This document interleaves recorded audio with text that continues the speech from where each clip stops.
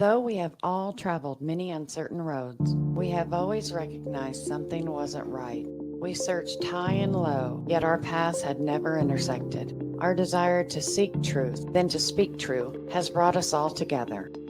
That thing of ours is rooted in truth, because truth is the only unshakable foundation. In the greatest book, it states in John 8:32, "For ye shall know the truth, and the truth shall make you free." Truth is a powerful force. It is the foundation on which all great achievements are built, and the bedrock of trust and respect in any relationship.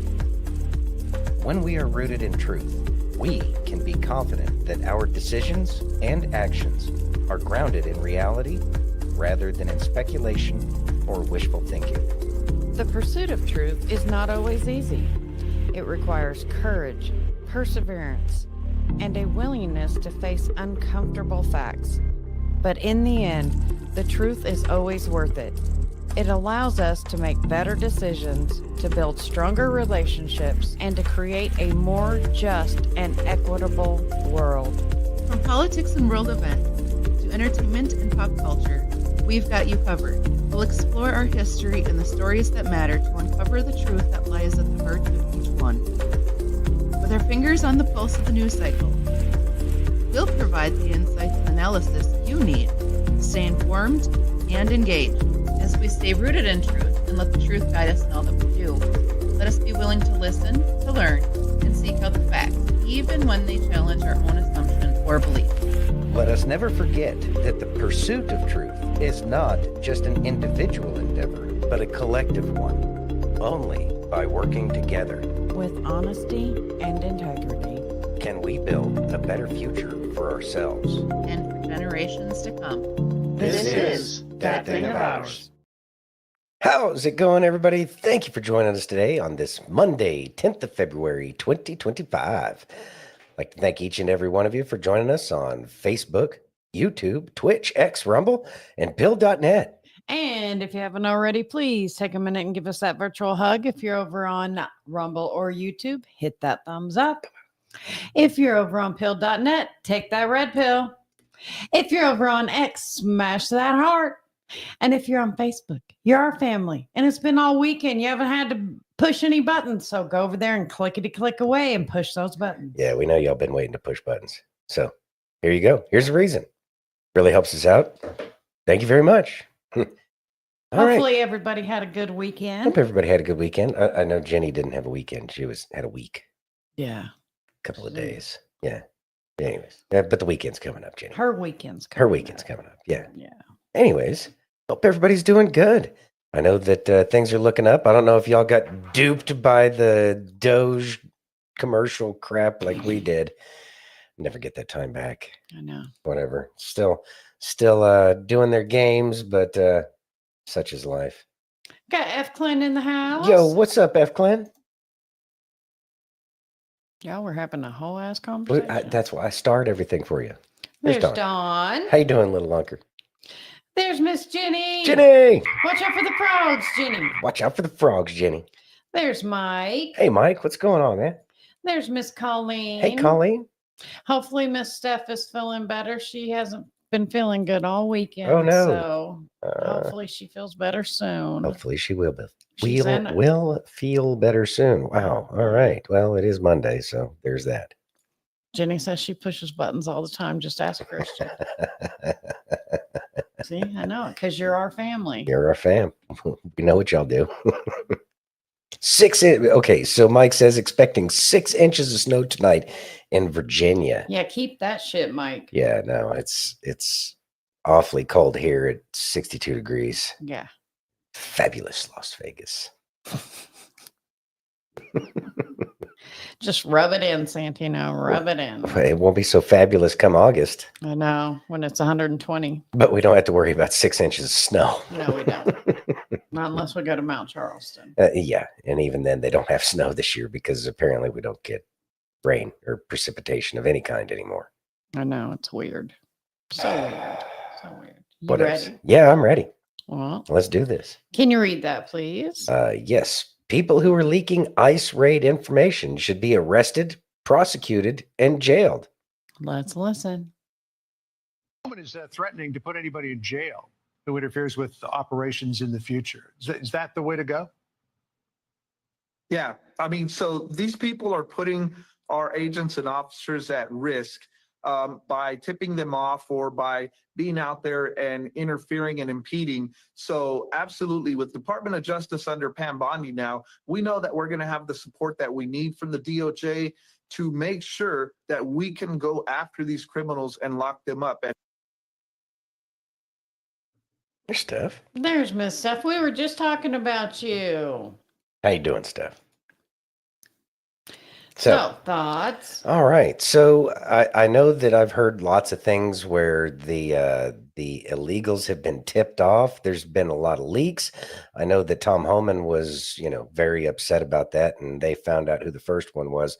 But I have a feeling there's going to be a lot of leaking going on because, after all, this is these people's power base, and it's going to cause some problems. So what are they going to do? They're going to do everything they can to maintain the power that they do have at this point in time. It's really that simple. It's just a matter of figuring out who the leakers are and treating them like the, insurrectionists that they are, because it is an insurrection at that point in time. Mm-hmm. And bringing in a foreign army, that's not going to work well at all. Well, in the long run for those people. In the long run, yeah. Yeah, they might get away with it for a little bit, but there's too much behind the power and might of the entire government that they've used against us. It's nice that they're going to have it used against them. Good luck. Mike says it is the FBI that is tipping people off. I can see that there are people in the FBI that are doing that. We know that that one's real corrupt. They're definitely, probably dragging their feet as best they can about keeping cash out. So we'll see how it turns out, but it'll be found out in the end that they won't be able to remain in the dark much longer. I mean, they're doing what they can, but they're running out of options, especially now that they're running out of money more and more each and every day.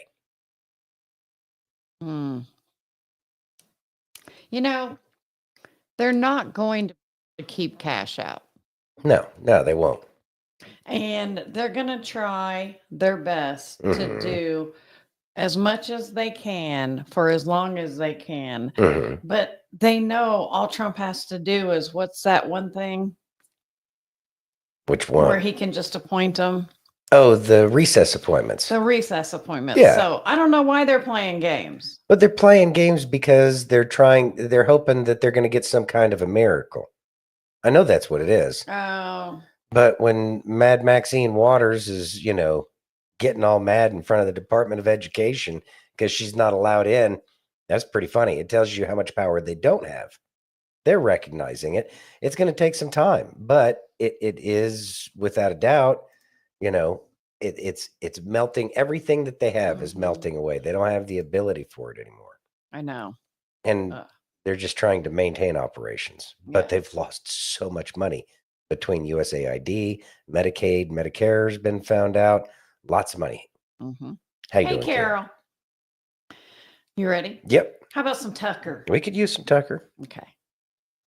What's he spitting truth about now? Right.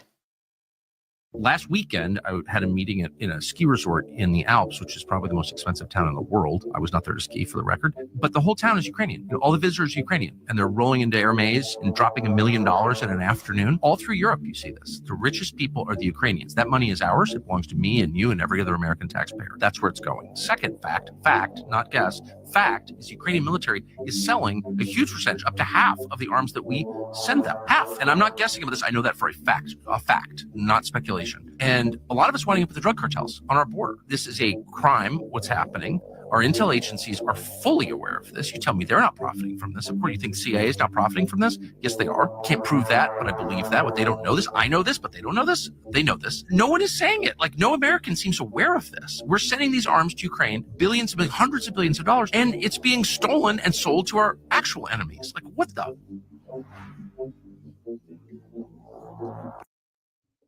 Thoughts? All right. So this is kind of a changing thing, and it's going to be real fluid. I saw a news article about Zelensky, again, working with Trump. He's agreed to the demands that Trump has. So as Zelensky is coming to the table, wants to end all of this, The deal that we're not hearing about, I'm quite confident is okay, we will allow you to remain there and you can have a safe, easy exit. You just need to point our people in the right direction to find these other people. That's yet another thing that's closing in on them. They won't be able to sell these arms anymore. No. And I'm pretty sure that they already have a good idea. They being the investigators that Trump is appointing, the people that are actually trying to bring justice to this whole situation. I'm pretty sure that they would already be on the ground and figuring out the networks, who all these people are, who they're selling to, everything on their phone contacts, a tremendous amount of resources at that point in time because they're not dealing with U.S. citizens. Additionally, it's being the equipment is being sold to what has now been designated as a foreign terrorist organization, i.e., the cartels. Therefore, all blocks are off. They can do anything and everything within the ability of the United States government to trace absolutely every penny, every weapon, every round, everything to figure out where it's going to, who's looking at it, and their goose is cooked. They're done. It's just a matter of time. The dragnet is tightening up and around all of the people who are causing these problems, especially if they have what in turn would be, or in the end would be, a turncoat of the highest level. It would be like getting Sammy the Bull Gravano by getting Zelensky to turn around and provide evidence to who all the rest of the people are. And again, they have less and less resources to be able to do the things that they were able to do. Also, they'll find out where everything's going, and it just takes a bomb or two from an airplane that they can't even track, and poof, it just magically disappears. And they say it was some kind of a major drug smuggling operation, blew up as if it was like a meth lab or some shit. It'll be, it'll be hush hushed, but everybody who's playing the game directly will know exactly what's going on. Hey, Chachi. Hey, Chachi. Hey, Angie. Hey, Angie. Very nice. I guess I'm over on X tonight. My Rumble's being dumb. That's weird. All right. There's Sheriff Hector. What's going on, Sheriff Hector? Yep, I'm playing that tonight, Jenny. Yeah. You ready? Yes. I got Sassy. He's talking about Elon and Doge. All right. Earmuffs. Let's listen. Let's listen. I'm running out of popcorn. Fucking fast. Elon Musk said that the Doge team discovered that the four-letter agency spent $59 million just last week, a direct violation of Trump's presidential executive order, your tax dollars to house those that shouldn't be here in luxury hotels. What's that make us now? 40 and 0? Somebody let Senator Kennedy know, since he's keeping score. I seem to remember a time not too long ago, like October 7th, when John Jean, Sean King, Pierre Jering dressed up like buy one, get one Beetlejuice, Great Value Gomez Adams, and told the whole world this with a straight face. People who have power, privilege, who are spreading these falsehoods, and they need to stop. They need to stop doing that. So, disaster relief, this is a falsehood. Disaster relief funds used on immigrants illegally in the U.S. The fact is, no money is being diverted from response needs. That's the fact. That's the facts. Thoughts? Oh yeah, the lying is just out of control there. Definitely some liar pants on fire. Got an inferno going on over there. So I just did some quick math. Let's see, did 59 million divided by 7 days, because it was 59 million in a week. Mm-hmm. Yeah, okay. Comes out, and then divide that by, I'm assuming, about $250 a night. So if they're paying $250 a night for each day of the week, that comes out to $33,714.29, if my math is correct. Keep in mind, I am not the mathematician, but Kay is, and she could do that one. But either way, yeah, that's a lot of rooms for a lot of people. And I highly doubt that they're, double, triple, quadruple stacking people up in New York City. right? Lots and lots of money. And I think that this is okay. So I'm going to bring this back to something Trump made mention of, which was the creation of the sovereign fund. Mm-hmm. And so a sovereign fund, I should have probably brought the page up already. Sovereign fund. Okay. And let's see. Yeah, words are hard. A sovereign fund is basically a state-owned investment fund that invests in real and financial assets such as stocks, et cetera, et cetera, et cetera. Hey, Wendy, thanks for joining. All right, so going back to the sovereign fund.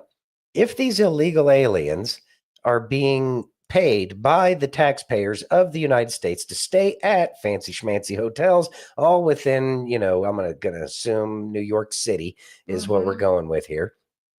All of those companies that benefit off of housing an army against our will, also kind of running up against some of the foreign mercenaries mentioned by the Declaration of Independence.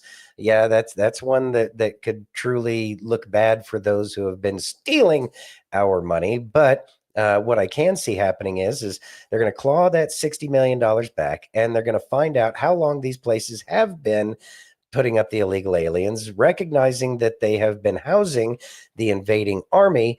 I can see a legal path being made to say all of your hotels are ours. They belong to the sovereign fund, and the people of the United States will therefore now be able to draw profits off of that.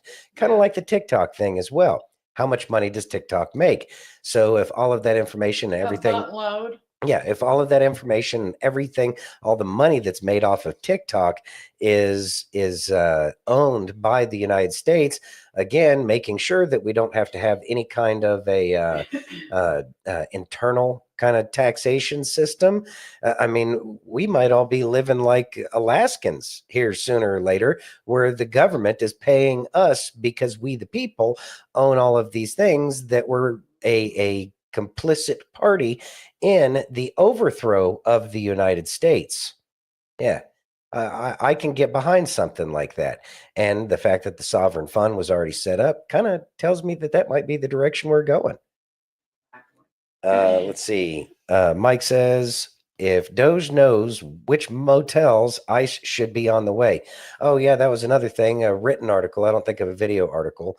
And that is that Trump is planning on deputizing all of those IRS law enforcement officials to go along with. And really, if you think about it, who's going to know where the illegals are? They're going to be able to tell based off of multiple social security numbers living in one place where they're all using not W-2s, getting 1099 or going to some kind of a Can't foreign do corporation. 1099 either because you have to have a social security number. That's right. You can't do, well, anyways, IRS is going to know where the funky stuff is, and should. they can certainly act out as a pointer. Oh, by the way, there's lots of weird stuff going on at this location. Yeah, Yeah. absolutely. Yeah.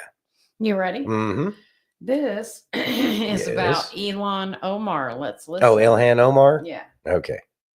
Well, no wonder why Ilhan Omar is going so hard to keep the USAID open and to keep these democratic money laundering scheme going that we are paying for.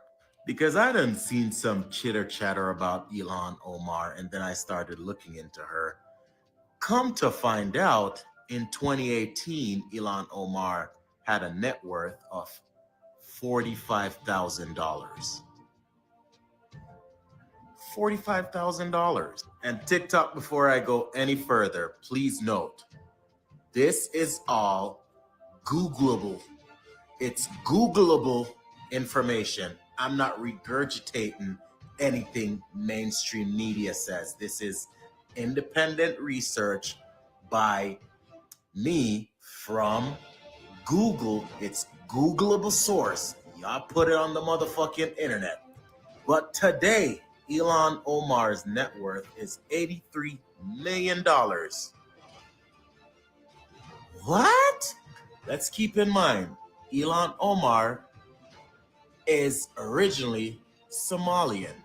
There have been numerous reports on how deep she's tied into terrorism and literally in bed with terrorists. Matter of fact, right now there is calls within the House to impeach her, to deport her, and I don't know if this have anything to do with her marrying her biological brother so he could get papers.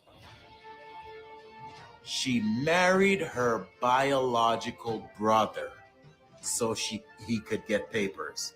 So if anything else that she's done can't be proven for criminal activities, her marrying her brother to defraud the USCIS, the Customs and Immigration Services, for her brother to get papers, that is fraud, and she deserved to be behind bars and stripped of whatever corrupted wealth she came upon. Send her the fuck back home. Okay, first things first. Googleable. I love that. Mm-hmm. Yeah, I hope to be able to use that in the future. And then F. Clan says, I thought he was speaking some tribal lingo there for a second. What? Googleable. Right? Yeah. Googleable. Googleable. Anyways, I love it. so, and I think it's a great word too, because understanding that Google is so good at repressing truthful information, and the fact that you can find this information that doesn't look good for the people that they wanted to protect once upon a time, now they're unprotectable. I don't know. Yeah, we're making up all sorts of words here today. But anyways, yeah, Ilhan Omar, lots of money. Clearly part of some international crime organization that's designed to defraud and steal every bit of money that they can, while weakening our national security and the ability of American citizens to actually live the way that she talked about for all these years. Uh-huh.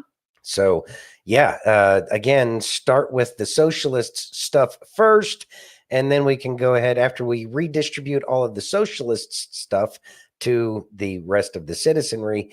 Then we can reconsider how we think about socialism at that point in time, which will probably be nobody gives a shit. Mm-hmm. Are you ready? Yeah. And you know what? The fact that she came over here illegally, because she didn't rise to power until Blammer came into office. Correct. Then all of a sudden she was some kind of something special. Yeah, that's done now. And that something special is going to be found out, and she should be held to account because she is a foreign invader acting under the color of law. Yeah, so many things. Yeah, definitely a one-way trip to Gitmo. Should be. In her future, I don't see how anybody would accept anything less. I don't see how the citizens of this country would accept anything less, provided that all of this information that we're finding out is true. But if it's Googleable, then I'm going to go ahead and say that, yeah, it's probably legit information. Yeah, exactly. Google wouldn't let out the truth if they didn't absolutely have to. Exactly. Because that's who they are. There is that. You ready? Mm-hmm. How about some Kelly? All right. Let's listen. When we pray, does it have to be out loud, or can we pray in our heads? It's a great question. I've been getting it a lot lately. So let's talk about it. First, I will never forget the day I was driving and I heard God speak to me. I can't say it was the audible voice of God, but I can't say it wasn't either. And this is what the Lord spoke to me. Kelly, if every word you said came true, would it change the way you speak? So I thought about it for a minute, and then I replied, absolutely, it would change the way I speak if every word I said came true. And then God said, so change the way you speak.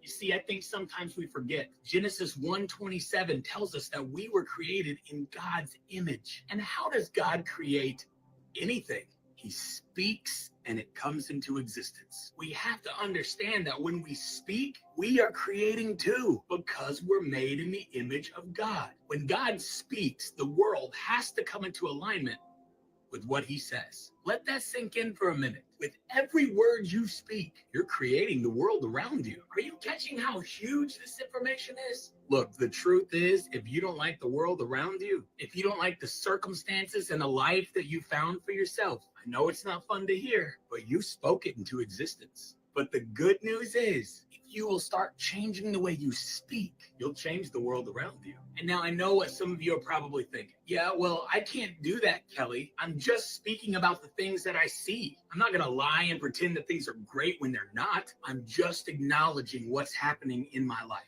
Oh, my friends, that's the problem. You see, the Bible defines faith as faith shows the reality of what we hope for. It's the evidence of things we can't see. What that means is faith is speaking what you don't see until you do see it. So, can you pray in your head? Absolutely you can.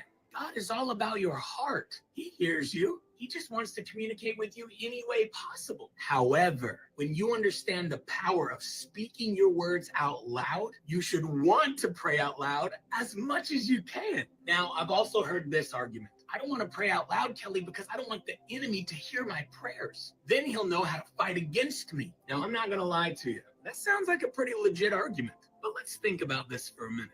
Is that a faith-based thought or a fear-based thought? You starting to get it?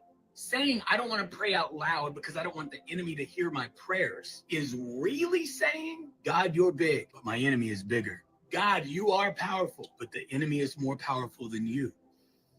Ouch. Now, I know there's not one person watching this who would actually say those words out loud, but we say them all the time with our thoughts and our actions. Look, I'll be real honest with you. I want the devil to hear my prayers. I want that fool to know I'm coming for him. I want him to know exactly what I believe about my God and what I believe he's going to do in my life. Because I know I'm under God's umbrella of protection and my enemy has already been defeated. The only power your defeated enemy has is what you give him. Don't put God in such a small box that you're afraid to pray out loud because you think the enemy can do more in your life than God can. He can't. He can't stop what God is doing in your life or what God is going to do in your life unless you let him. So don't let him. Also, when you pray, if you want the most power possible in your prayers, not only should you pray out loud, but also pray out loud the word of God. Use as much scripture in your prayers as you can. Why, Kelly? God already knows the Bible. He wrote it. Wouldn't that be kind of pointless? No, not at all. We have to remember our words on their own don't contain any power. But every single word in this book is full of power. Now, I know you've heard me say this a million times, but I'm going to say it again. Every single promise in the Word of God for your life is yes and amen. Amen means so be it. But they are not automatic. You have to go and get them. And the way you go get the promises of God is by reading it in the Bible and then reminding God what he did and said. Okay, Kelly, so where do I go find these promises in the Bible? Is it like a chapter or book of just promises of God to you? Now, that's a great question. There's no specific book or chapter of promises of God. The way this works is when you see God doing something in here for someone else and you need him to do the same for you, you pray that. Or where you see the Bible say, ask for faith or ask for wisdom and it will be given to you, you pray and thank him that he's given it to you. Even though you don't have it yet, you thank him because you know you will. For example, let's say you need provision in your life. You can go to God in prayer and say, God, I see in your word in 2 Kings that you helped a woman who had nothing but a little bit of oil. You multiplied it for her and met all of her needs. And you gave her so much that she had more than enough and could help others. God, I thank you that you are the same yesterday, today, and forever. And if you did it for her, I know you'll do it for me too. Thank you that you are my provider and I shall not want. You see how that works? You just pray God's word right back to him. That's how you go get your promise. So let me encourage you today. Just pray as much as you can. God loves talking and communicating with you. And when possible, pray out loud because there is more power in your words than you even know. You are created in the image of God, remember? And don't live in fear of the enemy hearing your prayers. Let him hear. Let him know you're not afraid of a defeated enemy. Rub in his face the very thing he tried to use to destroy you that God is going to use to bless you. If every word you spoke came true, would it change the way you speak? Then change the way you speak. And think about that for a minute. Hey, if this Thoughts? All right, so prayers. The Bible says we should pray continuously. And it can be a challenge to do that, especially when we're trying to focus on something. But at the same time, when we are praying, we can do it silently. We can speak it out loud. But as like Kelly was saying there, I know that speaking these things out loud can make it have so much more power. After all, God spoke the universe into creation. So, with that being said, we understand the power of the sound, the vocalization of the words that we choose to pray, and Everyone's voice is powerful. Everyone's voice is powerful. It's how we use it. And if we speak death into our lives or other people's lives continuously or continually because we're trying to make jokes, be funny, oh, I didn't really mean that. I was just playing. If that's something that you have to say after something that you said, if somebody confronts you on it, then you're probably not speaking life into a situation. So it's important for us to consider our words a lot more before That's we why we speak it don't into say existence. the S word. Yeah. We say powerful words here, not the words that put you in a bad place. No, because nobody wants to be in a bad place. And that's kind of part of it too, is as we have negative things happen and we say, oh, this is wrong and that's wrong. And you sit there and you complain about everything that's wrong with your life. One, it's not that people really don't want to hear about how miserable everything is. What are you doing about it to make it better? What are you working on? Try to make everything more positive. Having positivity in your life and speaking positivity into your life, positivity not only for yourself, but for others around you, will gather more supporters to bring them in line with this positivity that you're speaking. We have enough negativity in the world. We have enough negativity from listening to people at work, listening to people, on TV, on the radio. There's always somebody that's got something negative to say. And so if we can be that light where we're speaking positivity and life into the world around us, it will make it better for everybody. So we must be very careful with the words that we choose. And a lot of times we need to learn when to just let go of the negative things of the past. Again, that was then, this is now. How can we refocus into the present to make a better future? But again, keeping it back in the present where you're at now, because you can't do anything about the future unless you're working on it now. Facts. You ready? Yes, ma'am. Can you read that, please? Hakeem Jeffries had a revelation. Let's listen. Okay. I'm trying to figure out what leverage we actually have. What leverage do we have? They control the House, the Senate, and the presidency. It's their government. What leverage do we have? And see what Hope says. She has a friend of 24 years that complains and is negative most of the time, and that's a lot to take. It is, because it can feel a lot like an attack on you as a person, even though they're not even talking about you. Right. Yeah, I didn't know weren't done with that yet, but that's fine. Anyway, on back to Saki on back to Hakeem Jeffries using negative. He's throwing a negative vibration out there. He's lost. He doesn't know what to do. What do they? What can they do? Well, they can't do much of anything because of the way they set it up. And not just Hakeem Jeffries, everybody in that little, swamp donkey cabal that they have going on there. And that includes people on the right as well, the swamp elephants.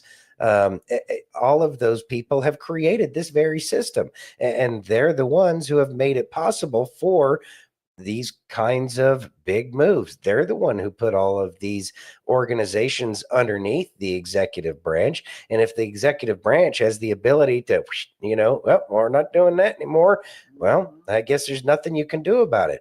And what we're just seeing is all of the corrupt politicians fighting for all of the fraud, waste, abuse, and corruption that they've always fought for. They're just not hiding it anymore. So good luck with that. Don't think it's going to work well, as so many people are just fed up with it. They're just done. People are done. You ready? Mm-hmm. Let's listen. All right. And Positivity. holy smokes. I mean, look at what the difference is between now versus 8 years ago during the first Trump term, right? This is Trump's net approval rating on February 10th. You go back to 2017, Trump was already underwater at -5 points on the net approval rating. That's approval minus disapproval. What a difference 8 years makes. He's on the positive side of the ledger at +4 points. And again, it's not just the CBS News poll. We're talking about the Gallup poll. We're talking about the Ipsos poll. We are talking about the Pew poll. All of these respective pollsters have Trump in a better position now than they did 8 years ago. The bottom line is Americans are far more likely to say they like what they're seeing now versus what they felt during Trump's first term. Okay, so how rare is this? Are you going to show us Because y'all are irrelevant. where we're at now and how rare it is that this Yeah, number so I changed? want you to take a look at this plus sign, right? Compare that to the negative sign. Being on the plus size of the ledger, right? Keep saying plus Positive size. net approval territory. A positive net approval rating for Donald Trump. Again, whoa, whoa, whoa, whoa. Entire first term, just 11 days, Donald Trump had a net positive approval rating. Compare that to the second term, just so far. Every single day of Trump's second term so far, he has been on the positive side of the ledger. 21 days, all 3 weeks. That's already 10 more days than he was in his entire first term. So again, this is just another sign that Americans are far more likely to like what they're seeing in his second term than they were during his first term. He also won the popular vote in his second term, so it stands to reason And the that first there one would be too. more people And the that second would one. approve And the of third one. what he's doing. Is there something that Americans say about why it is that they like him now more than they did back in the first term? You know, I think one of the things that's so important for politicians is for folks to believe what they're saying and that they're keeping their campaign promises. So I think this gives you a pretty gosh darn good idea of what may be going on. Trump's doing what he promised to do. You go back to April of 2017, it was just 46% of all Americans who said that Trump was doing what he promised to do. Compare that now to February of 2025. You know, there was a good show that was on during the 1990s called A Different World. That is what's going on right now. We're living in a different world. 70% of Americans say Trump is doing what he promised to do. Again, compare that to April of 2017 when it's just 46%. When Americans are 24 points more likely to say that you're doing what you promised to do, it's no wonder that your net approval rating is much more likely to be on the positive side of the ledger than on the negative side. And so far, what we're seeing again is Americans 21 days so far versus just 11 days during his entire first term that Trump has a positive net approval rating. Quite a different world. Totally. And thank you, because it's the same world with you every day. Lots of energy, no matter what the heck is going on. No coffee necessary. Very disturbing. Okay, Kate, over to you.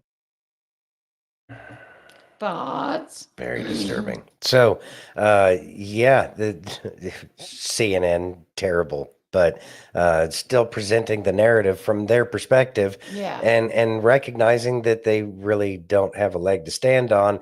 They can only cheat the numbers so much when people aren't listening to them. It puts the mainstream, or excuse me, legacy media sources at the disadvantage that they should be at, because, well, nobody really trusts them. And they've shown that time and time again that they're untrustworthy. But the fact that they're communicating more of, hey, Trump's doing a good job, does so much to wake up the people that are still holding on to the far left wing kind of narrative, recognizing that they're the ones that are kind of left out in the cold. Exactly what happened to so many conservatives since the Obama era, when they silenced the right wing perspective from even being able to be a part of the conversation. these people aren't being silenced from the conversation, but they're finding themselves in smaller and smaller echo chambers anymore. And Yes. everywhere they turn, everywhere they look, everywhere they hear, just go into the grocery store, they hear somebody complaining about the corruption at the grocery store when people weren't talking about that kind of stuff before. They have to listen to it, and they don't feel as empowered to be able to start some trash with their blue hair and nose ring and, you know, their individual little style that's all exactly the same as the rest of their weird pussy hat wearing kind.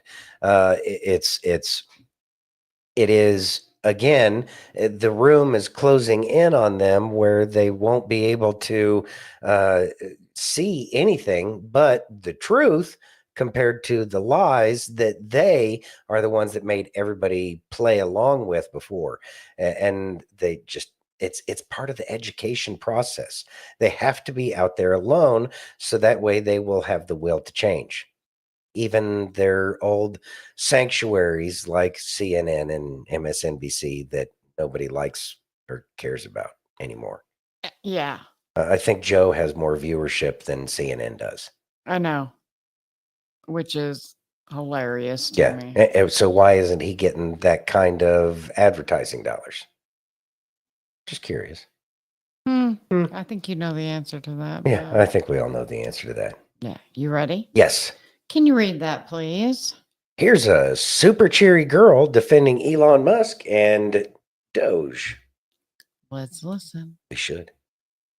If you have anything negative to say against Elon Musk and Doge doing a federal audit, then I've officially decided that you are a part of the money laundering. It's as simple as that. Because we, the people, deserve to know where all of our money is being spent and what ridiculous spending programs our government is wastefully spending all of our money on. It's not like we get to pick our own salaries like people in Congress. But no, these people have an issue with that, which makes you wonder, who's funding them? What are they doing? They're starting to sweat. And you know what I just found out today? Doge is getting access to FEMA's salary history. And I am so freaking excited. Stay tuned, everybody, because shit's about to get real. And also, if you really wanted to know where all of our tax dollars are being spent to at this point, you could just tell me the federal government spent millions of dollars to figure out whether or not Thanos could actually snap the Infinity Gauntlet, and I would believe you. Oh, wait!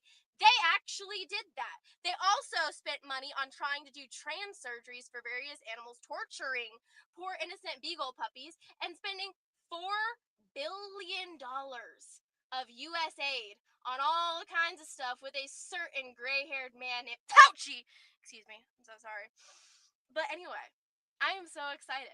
This is great. This is absolutely fantastic. The federal government 110% deserves to be audited because the American people have to deal with you guys up our ass 24/7. It is about time that you felt a little bit of the repercussions of when you F around, you find out. And finally, we have someone who's willing to go put their money where their mouth is. So I can't wait to watch the Super Bowl tomorrow because we're going to see Super Bowl commercials that Elon Musk paid for himself with $40 million to show all of us how the government is ridiculously spending their money.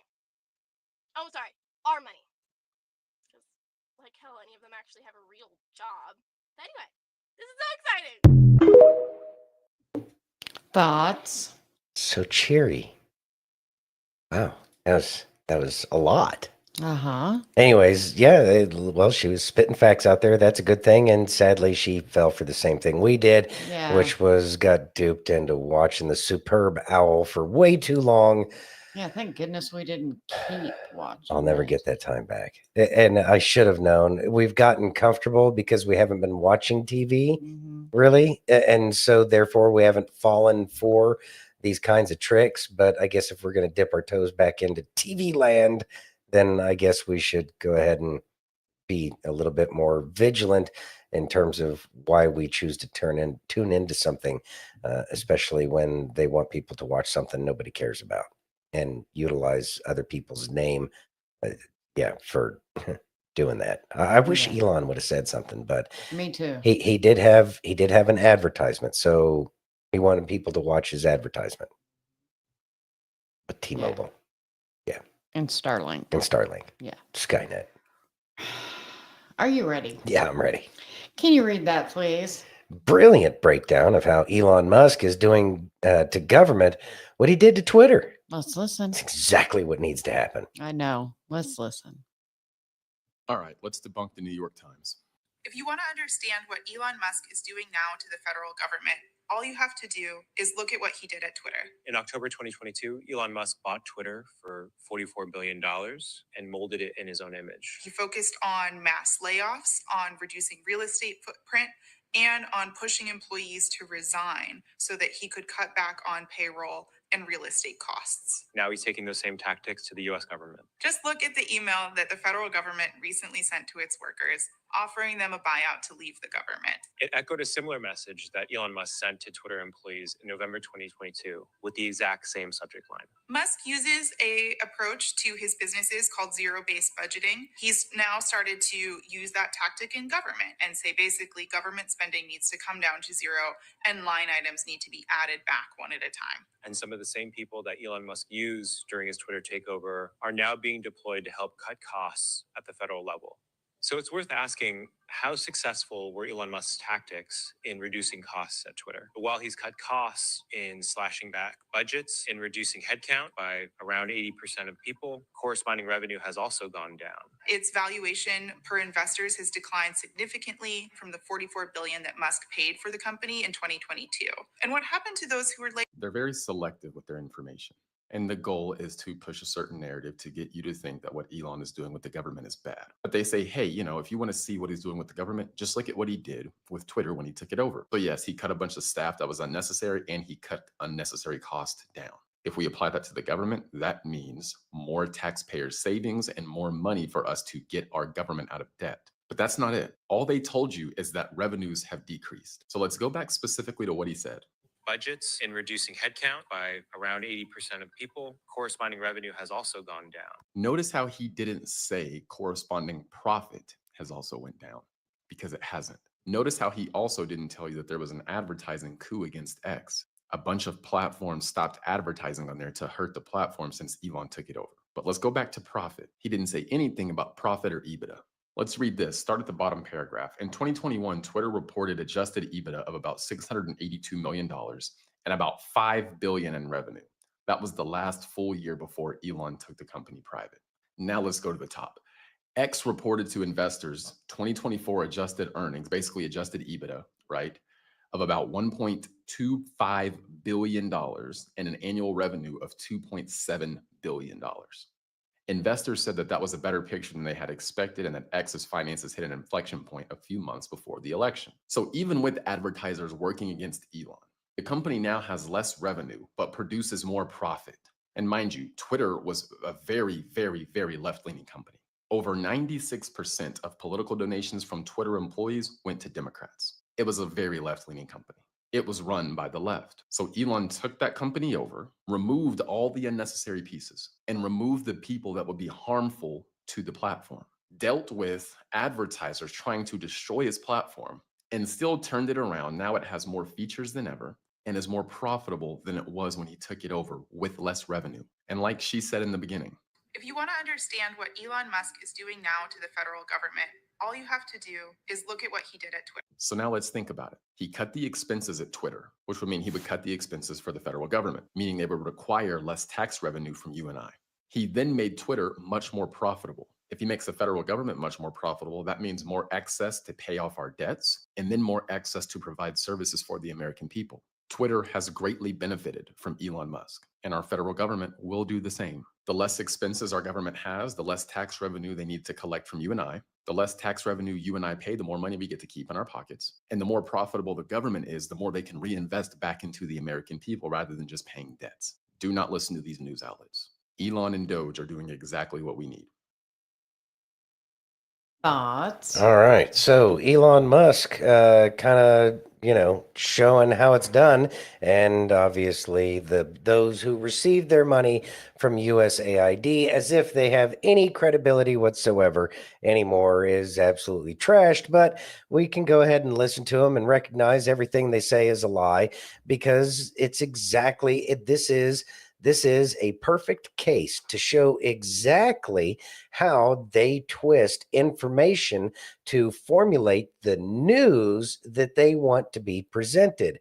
They're leaving out the key bits that X is now more profitable than it was before because the overheads are so much less than they were before he took over by having a whole bunch of unnecessary employees who were just on the payroll to make sure that it was a good old boys network, when in all actuality, that's not good business. That is just people hooking each other up, which is a business model which has been doomed to failure in so many other times. So they have to spin it. They're not going to talk about how much more profitable X is now because that's counter to the message that they want to send. But it's also the exact same thing that he's doing with the federal government. No, the government is not supposed to be a for-profit organization, but it has been ran as a for-profit organization for the couple hundred people that are supposedly running the show. Now they don't get their fat paychecks anymore, and they have to figure out how to make a living like the rest of us working schmoes. Now, in the end, it will help us pay off that debt, and then we can readjust our tax demand in the future after we've paid off all this crap that we've been forced to suffer through against our will. But that would be another reason why seizing these companies and organizations that have been stealing from the people of the United States to use that money that they've been stealing from us against us. Yeah, we have every right to that company. No, we're not socialists, but you're the ones that decided to be traitors, and you're the ones who decided to commit this conspiracy against the people of the United States. So, you did this to you, and enjoy it. Enjoy it. Yeah. Got to enjoy both sides of that one, I guess. Yeah. You ready? Mm-hmm. Can you read that, please? The Super Bowl MVP, Jalen Hurts, says God is greater than all the highs and the lows. Let's listen. Here we go. You got back, and now you're a champion. How does that feel? God is good. He's greater than all the highs and the lows, and I think personally myself, I've just been able to use every experience and learn from it. The good, the bad, all of it, using it as fuel to pursue my own greatness. And I think I couldn't do any of these things without the guys around me. We had a special group this year. We were able to learn from the past and get some nice new pieces and get over that hump. And yeah. Thoughts? All right. So, not that there were too many people watching outside of Philadelphia by the time the show actually ended, but Louisiana is where it was at. yeah, but Philly won, and I'm sure people from KC turned it off, and everybody else that was watching was just watching for the commercials, in which case we got duped and we turned it off like so many others did. But this is kind of a change as to what we're seeing going on. I will say I saw some comms going on there.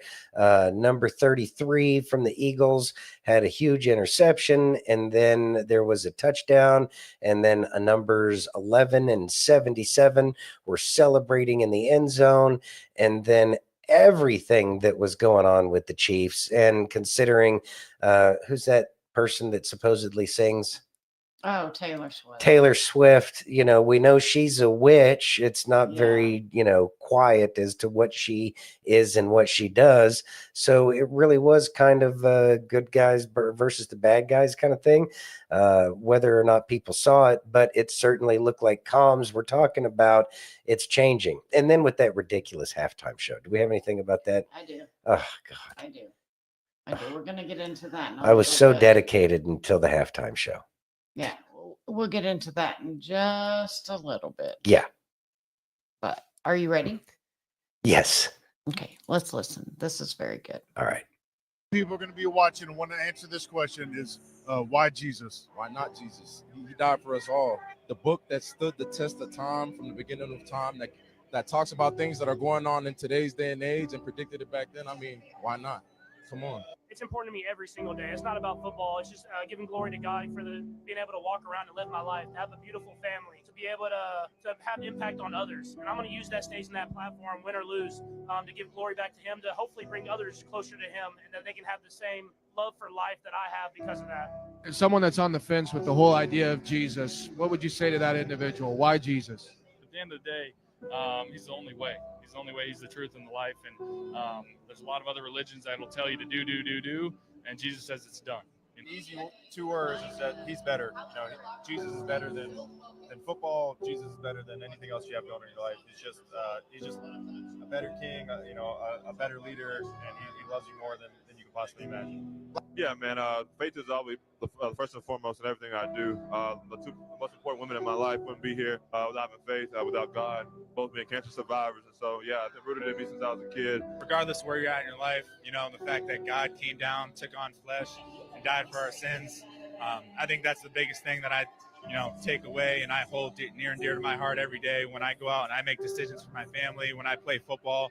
If God can do that, you know what I mean, then, I can go out there and try to be the best that I possibly can in glorifying him and everything. Man, my father, before he passed away, he had 100 years in a federal penitentiary where he was about to be sentenced to that. So, I grew up around, situations where, I had a family member who went to jail for 10 years.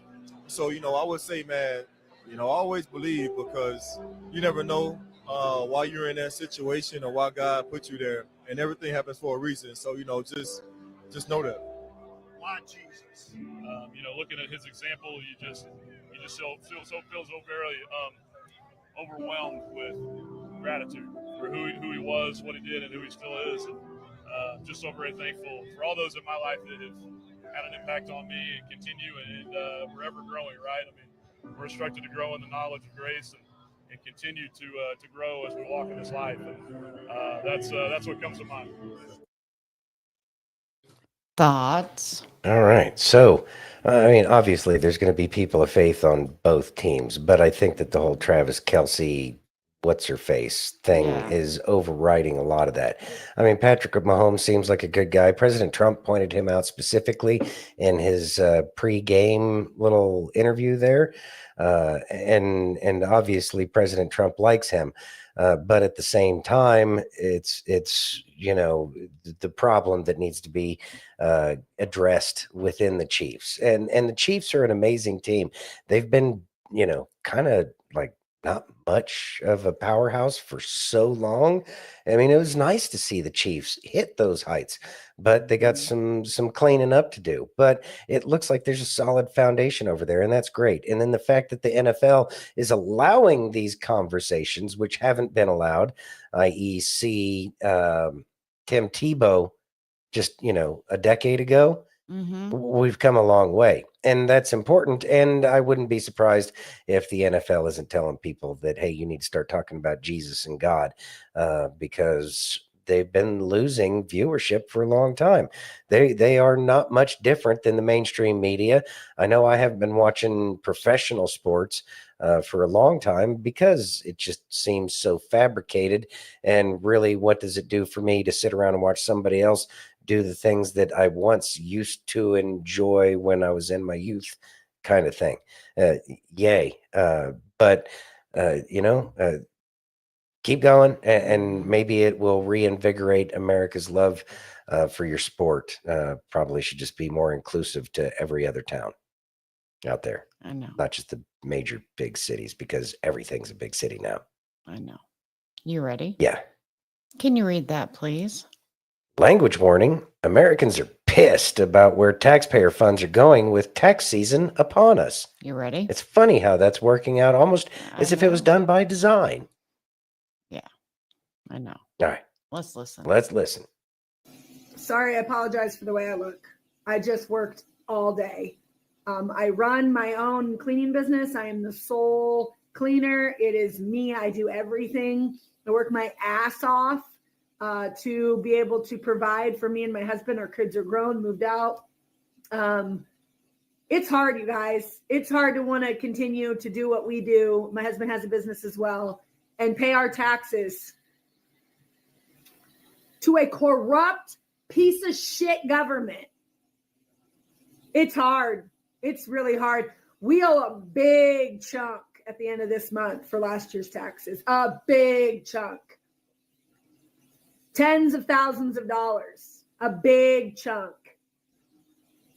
And at this point, I'm going to send him something, and it ain't going to be the fucking money I worked my ass off for. So that Angelina motherfucking Jolie's bitch ass can go stand next to fucking Zelensky and take a fucking photo op. Or Ben motherfucking Stiller or Nancy fucking Pelosi. Fuck you. Fuck you all. Fuck, suck a dick. I fucking hate you. I hate the government. I hate celebrities. I fucking hate you. Like, what the actual fuck? We're being fucked, and more fucked every fucking day. And Democrats are on here talking shit about fucking Trump and Elon. You're welcome. You're fucking welcome. Because guess what? Without Trump and Elon, we wouldn't know this and it would continue to fucking happen. But that's okay because the big scary orange man isn't in office. Fuck you too. I am so done. Goose Fraba. Fuck everybody who didn't vote for Trump or who isn't supporting this because you're a piece of shit too. You think she was upset? Yeah. There's a song for that. Fuckedagain, fucked again. And it goes on and on and on. Now that's going to be stuck in your ear, and you should remember that, and you should remember that because we've been getting fucked again just based off of the way, well, everything that she was angry about. Nancy Pelosi, Angelina Jolie, all of Hollywood. We don't like you. You've been stealing our money and you've been living on the high hog this whole time. May you get everything you deserve moving forward. And I think we all feel that way because we've been putting into this. And I know that I was putting taxes in when we had no home. Still didn't get anything out of all these government programs as the money was going to trans comic books in Afghanistan, as if anybody in Afghanistan even cared about a trans comic book. Whatever the case is, it's been a waste and the government hasn't followed through with what they're supposed to. Meanwhile, this woman who would be hiring American citizens, I might add, over illegal aliens, she would be putting more money back into the economy because people would be happy to pay for services for somebody that does, assuming she does a good job and that her customers appreciate the quality of the work that she does. I think that that's exactly what this country needs to get the wheels of the economy rolling again. It's the, so what are you doing? Selling tax services here or some shit? Well, Dawn said that they are 1099 and they owe every year. And I told her I could show them how they wouldn't owe because I know all the loopholes because I read the tax code. You do. All right. Well, covers that. All Anyway, right. Moving on. You ready? Yep. Can you read that, please? Pete Hegseth wants accountability in defense budget spending. Doge or not to Doge? Or no Doge. Oh, yeah. He's going to do it regardless is what he's saying. Oh, gotcha. Thank you. Are you ready? Yep.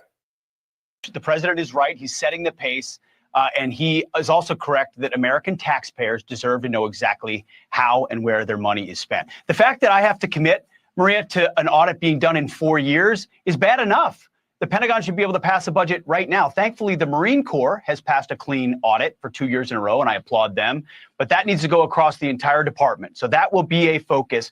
Where we spend dollars, we need to know, or when we spend dollars, we need to know where they're going and why. That's simple accounting, and that has not existed at the Defense Department. We're going to fix that. But that's not even Doge. I mean, we welcome Elon Musk and Doge coming into our department to help us identify additional ways in which we can streamline processes, fast track acquisitions, cut waste, cut tail to put it to tooth. We know in a world where America's, $37 trillion in debt, resources will not be unlimited. So every dollar we can find that isn't being spent wisely is one we can put toward warfighters. So we welcome Doge at DOD. We will partner with them, and it's long overdue. The Defense Department's got a huge budget, but it needs to be responsible. Thoughts? All right. So, well, first things first, simplify. Good job, Marine Corps. Always Right? America's budget option because the Marine Corps does it for so much less than everybody else. They do.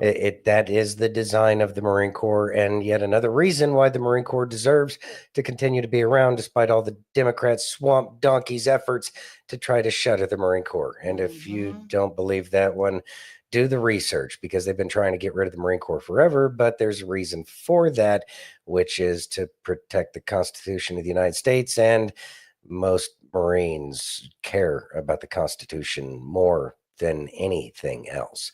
But the other branches need a good house cleaning. It's not like anybody's going to be surprised about the level of corruption and fraud, waste, and abuse in the Department of Defense. After all, even in the movie Independence Day, there was that little rant where he said, you didn't really think people believed you when you said you were buying $1,000 hammer and $2,000 toilet seats, did you? Right. We all knew. We all knew. We all understood. Now is the time to actually find out what's going on. They're going to try to block and stop and prevent this from happening, but it's already started, and they're losing more and more people. At a certain point in time, American people are going to stand up and say, we've had enough of you. We've had enough of your crap. And it's time to get to the truth. And we know that it points to you. And that's why you're trying to use your fake position of authority, because it's not a real position of authority once it's found out that it was done through fraud and just all of the corruption.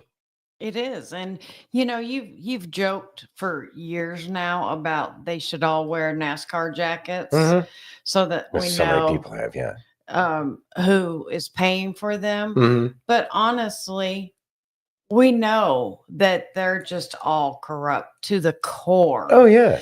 Because just like that one video that we played earlier, where, however you say her name, Ilhan, whatever, started out at $45,000 net worth, and now she's at 84 million. Give me a break. Yeah. She didn't work hard for that. Well, depends on what you call working hard. She could be a working girl. I'm going to assume that she has a corrupt moral compass based off the fact that she married her brother. I don't even think it says that that's acceptable in the Quran. Like, I think that would be repulsive to the Quran as well. Really? Of course. Oh, okay. Well, I don't know, because I don't know anything about them. Are there Christian organizations or religions that corrupt what the New Testament and Old Testament say? Yes. Are there organizations within the Jewish religious, or are there sections within the Jewish community where they corrupt what the Torah says? Yes. So, needless to say, there is going to be corruption because the devil is always looking for a route into that which is good. That makes sense. So, yeah. Yeah. She's just, I don't know. She bugs a lot of people. And it's not just the Democrats either, because there's plenty of There's plenty of rhinos that are just as bad. Oh, yeah. They're all swamp creatures. Yeah. And they all need, yeah. And that's why they don't Justice. like Trump, because he can't be bought. Justice is coming. Yeah. Justice is coming. It's not going to stop now. There's too many people. The fact that President Trump was elected, popular vote, and they have no choice but to admit that publicly, even on their own Pravda-like channels. I hate to even, besmirch Pravda by comparing it to the Washington Post or MSNBC. Right. But I mean, the point gets across. Right. It's all propaganda. But even if the propaganda channels have no choice but to talk about it, then that means that there is no stopping this. Nothing can stop what is coming. You're right. The end. You're right. Are you ready? Yes. Can you read that, please? Stephen Miller took a flamethrower to U.S. AIDS. Are you ready? Well, it's killing the country. I know it is. Yeah, we need the cure. Elon's the cure. It's send in the Doge. All right. Let's go. Yes. Yes, the USAID was a slush fund, first of all, for left-wing projects around the globe, like gender surgeries around the world, diversity, equity, and inclusion policies, crazy Green New Deal climate scams, and every other lunatic left-wing project that is bankrupting this country. But even beyond that, it was funding an army of left-wing activists, these NGOs, non-governmental organizations, NGOs. They get billions and billions of dollars, and they use that money to then infiltrate corporate America, to then infiltrate the public sector, to then resettle, for example, at taxpayer expense, millions of illegal aliens into this country, to drive racist equity policies, to drive radical left gender policies. And so what we've learned is that the left's, this mammoth left-wing power structure, plus left-wing media, wasn't organic. It wasn't created naturally. It was funded by taxpayer dollars. And that is why they are screaming and screeching so loud now, is because President Trump is cutting off the slush fund to the organizations that hate and hurt America. And he's Thoughts? All right. Well, that pretty much sums it up, and pretty much everything we've been saying. They're angry and their butt hurt because their slush fund is going away. Isn't And it? again, Yeah. they don't have the ability to lead anything if they didn't have the ability to pay people off to do the stuff that they otherwise wouldn't do. Well, it's coming. It is coming. Yeah. Enjoy. Was that Santino's tummy? No, that was the Doge. That's what Aaron said. Animal sounded like it was having an intestinal problem. All right, fine. I'll find another Doge. I think it's awesome. No, I'm going to find another Doge now. Are you ready? Yes. Can you read that, please? Oh, God, the Huffington Post. The HuffPo. Yes. A HuffPo reporter asks President Trump a stupid question, surprise, and President Trump's response was pure gold. You ready? Mm-hmm.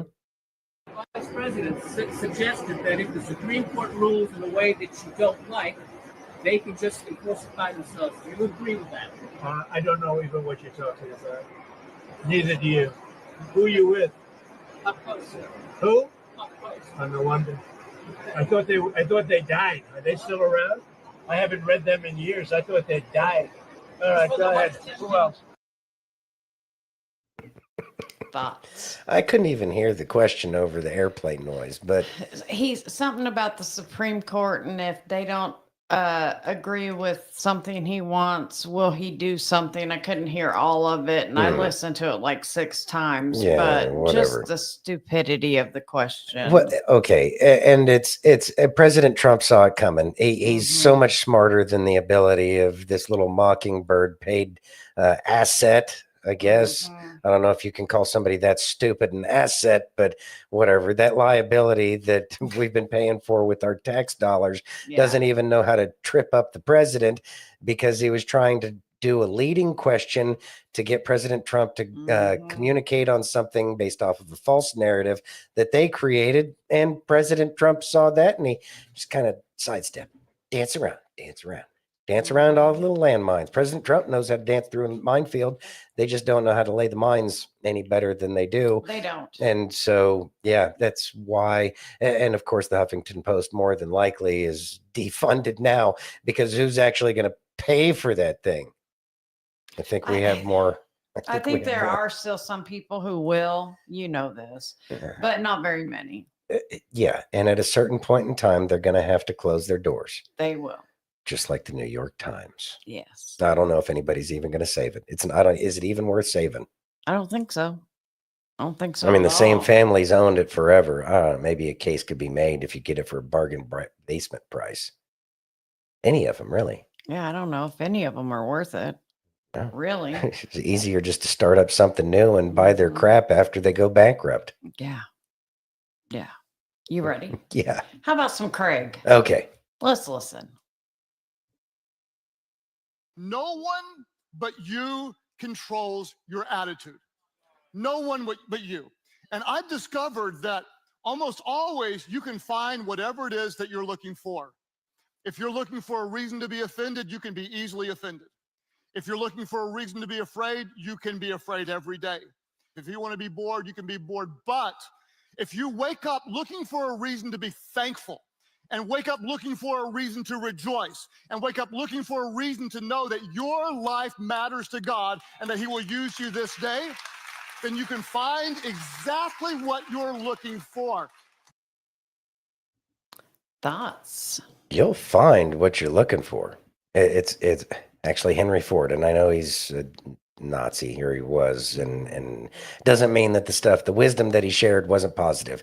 And it's whether you think you can or you can't, either way you're right. Very, very wise quote, and I still believe it to be 100% true, despite my personal opinions about his politics and what he probably did in the background. But that's neither here nor there.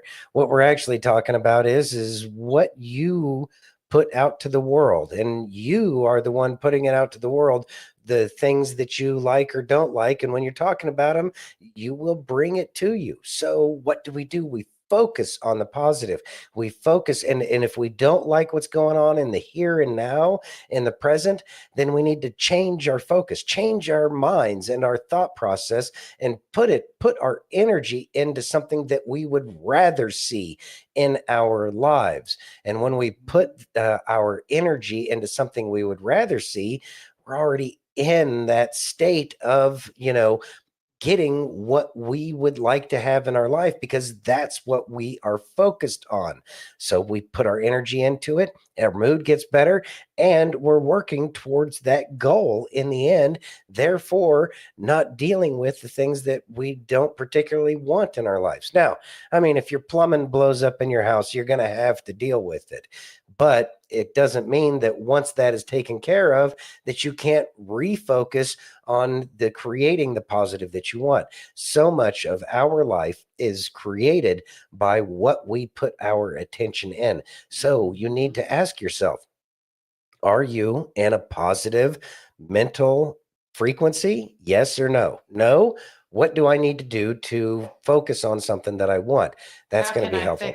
How can I fix this? Or if it's something that doesn't need fixing right now, or if it's something that would be answered by doing something positive, by all means, make it positive. Focus on what you want in life.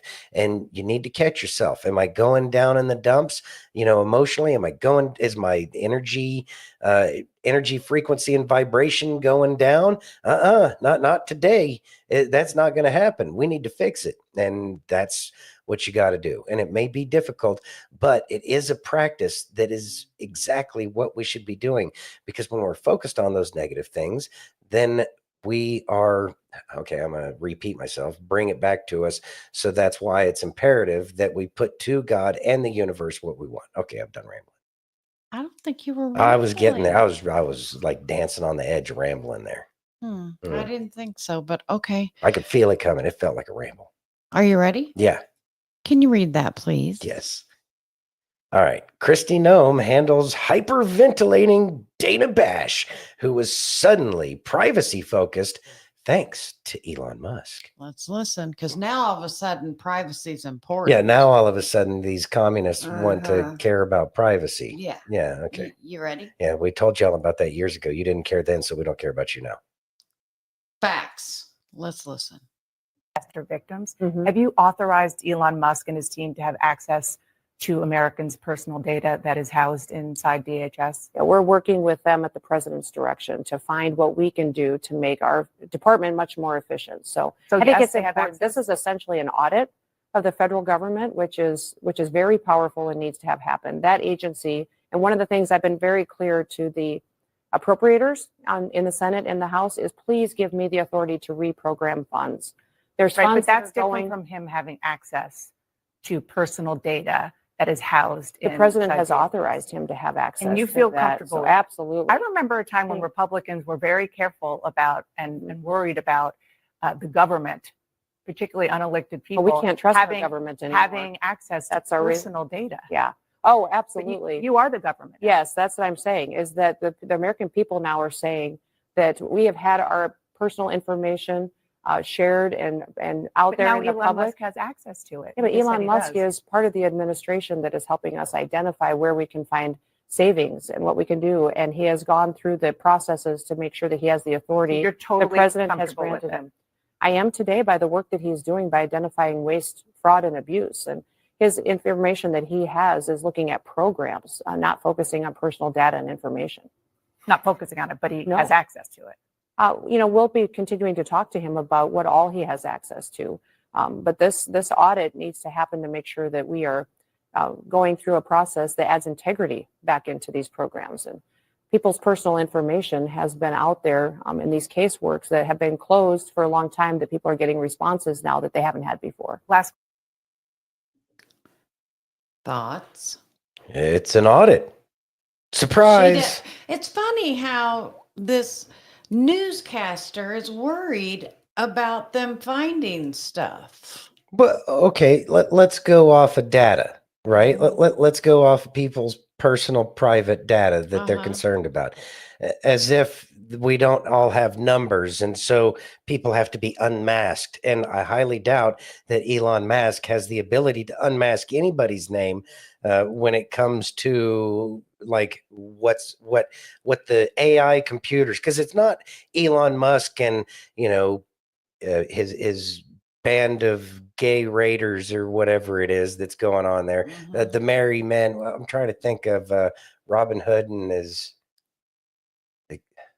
Robin Hood and his merry band of whatever. Anyways. What is it? Now I'm gonna have to go ahead. Okay, thank you. Anyway, so it's not like he cares about anybody's information. It is an AI program. They're all computer people who write AI programs, and they're crawling through everything. His band of merry men. And his band of merry men. There we go. I know it's not politically correct, but whatevs, I don't care. Anyways, so Elon Musk and his band of merry men aren't sitting there going through like accountants, reading through every line. No, they've got a computer looking at everything. So if you are concerned about your data, I would say probably unconcern yourself as much as you're concerned as that woman was, because that's just false, fake, trumped up anger that's not real. That's fake anger designed to scare people. What CNN has done forever and a day is try to scare people into making sure that they get that viewership, so that way they can sell those commercial time slots. It's a tired old system that just doesn't work anymore. So yeah, there's people. Surprise, surprise, people's names are going to get found out, but they don't care about your name or my name. No. They don't care about Kay's name and any of that. What they actually care about is that their names are going to come up, because after all, they're the ones who have been stealing our money from us, meanwhile giving it out to all of their corrupt cronies. Kind of like what was happening over in X. And that's how they know that Elon Musk is truly dangerous, because he saw it from how a business would see it. Now he can see it on the other side, and it's an absolutely crystal clear picture as to what's going on and how the corruption works within our government. That's what they don't want to be found out. Right. Their names. They're shaking in their boots. They're terrified. And they should so be. Terrified. They should be. Yeah. Yeah. Whew. It's going to get interesting. Yeah. All right. Well, you ready? Yes, ma'am. Can you read that, please? Ex-Democrat to current Democrats. Go find the hill you're willing to die on and do it. Ooh, she sounds mad. She does. Whew. Let's listen. All right. Thank you, Elon, for what you have done with the U.S. Aid Department and what you're going to do with the U.S. Department of Education. Thank you for being transparent and showing us how the Democrats have used and stolen our tax dollars. How you Democrats going to be down there at the Department of Education office staging the insurrections when 33% of our 8th graders in America are reading at below basic reading skills? How y'all going to be mad at that? This is what, a 32 years in history, this hasn't happened. It's been the lowest in 32 years of history.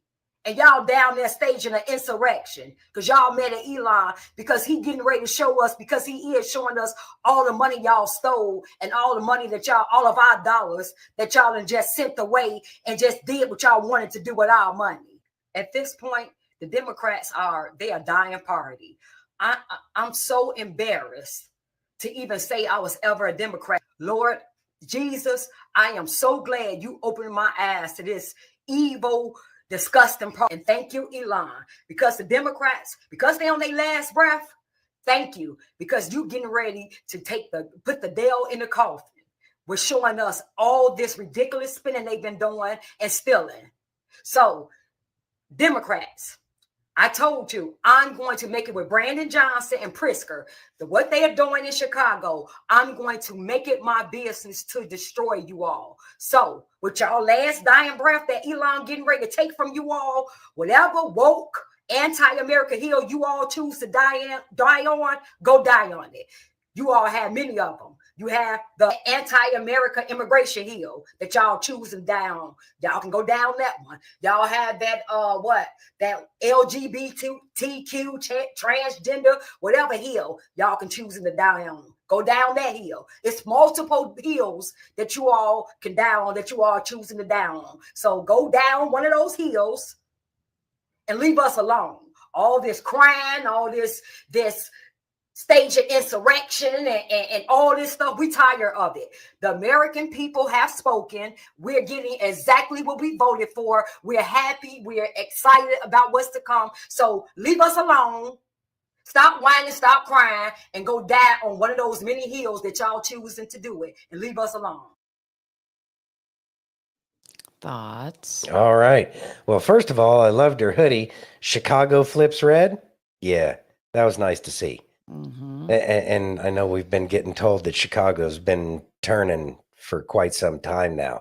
As a matter of fact, they've probably been more red than we've been led to believe on, because the legacy media might have lied. And I have heard rumors of some corruption in the Windy City.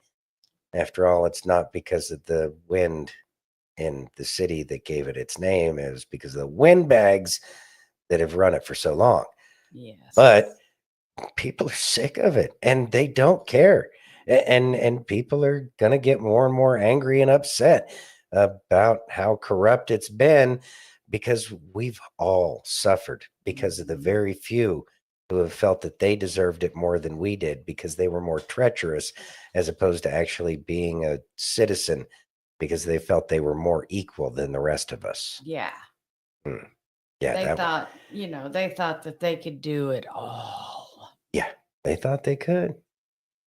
Well, good luck. Good luck. Good luck. You ready? Yeah. Can you read that, please? All right. Department of Homeland Security Secretary Noem says, get rid of FEMA as it is. No more bureaucracy picking winners and losers. Let's listen. If the president came to you and said, you're my DHS secretary, do you think I should get rid of FEMA? Excuse me, get rid of FEMA. What would you say? I would say yes, get rid of FEMA the way it exists today. We still need the resources and the funds and the finances to go to people that have these types of disasters like Hurricane Helene and the fires in California.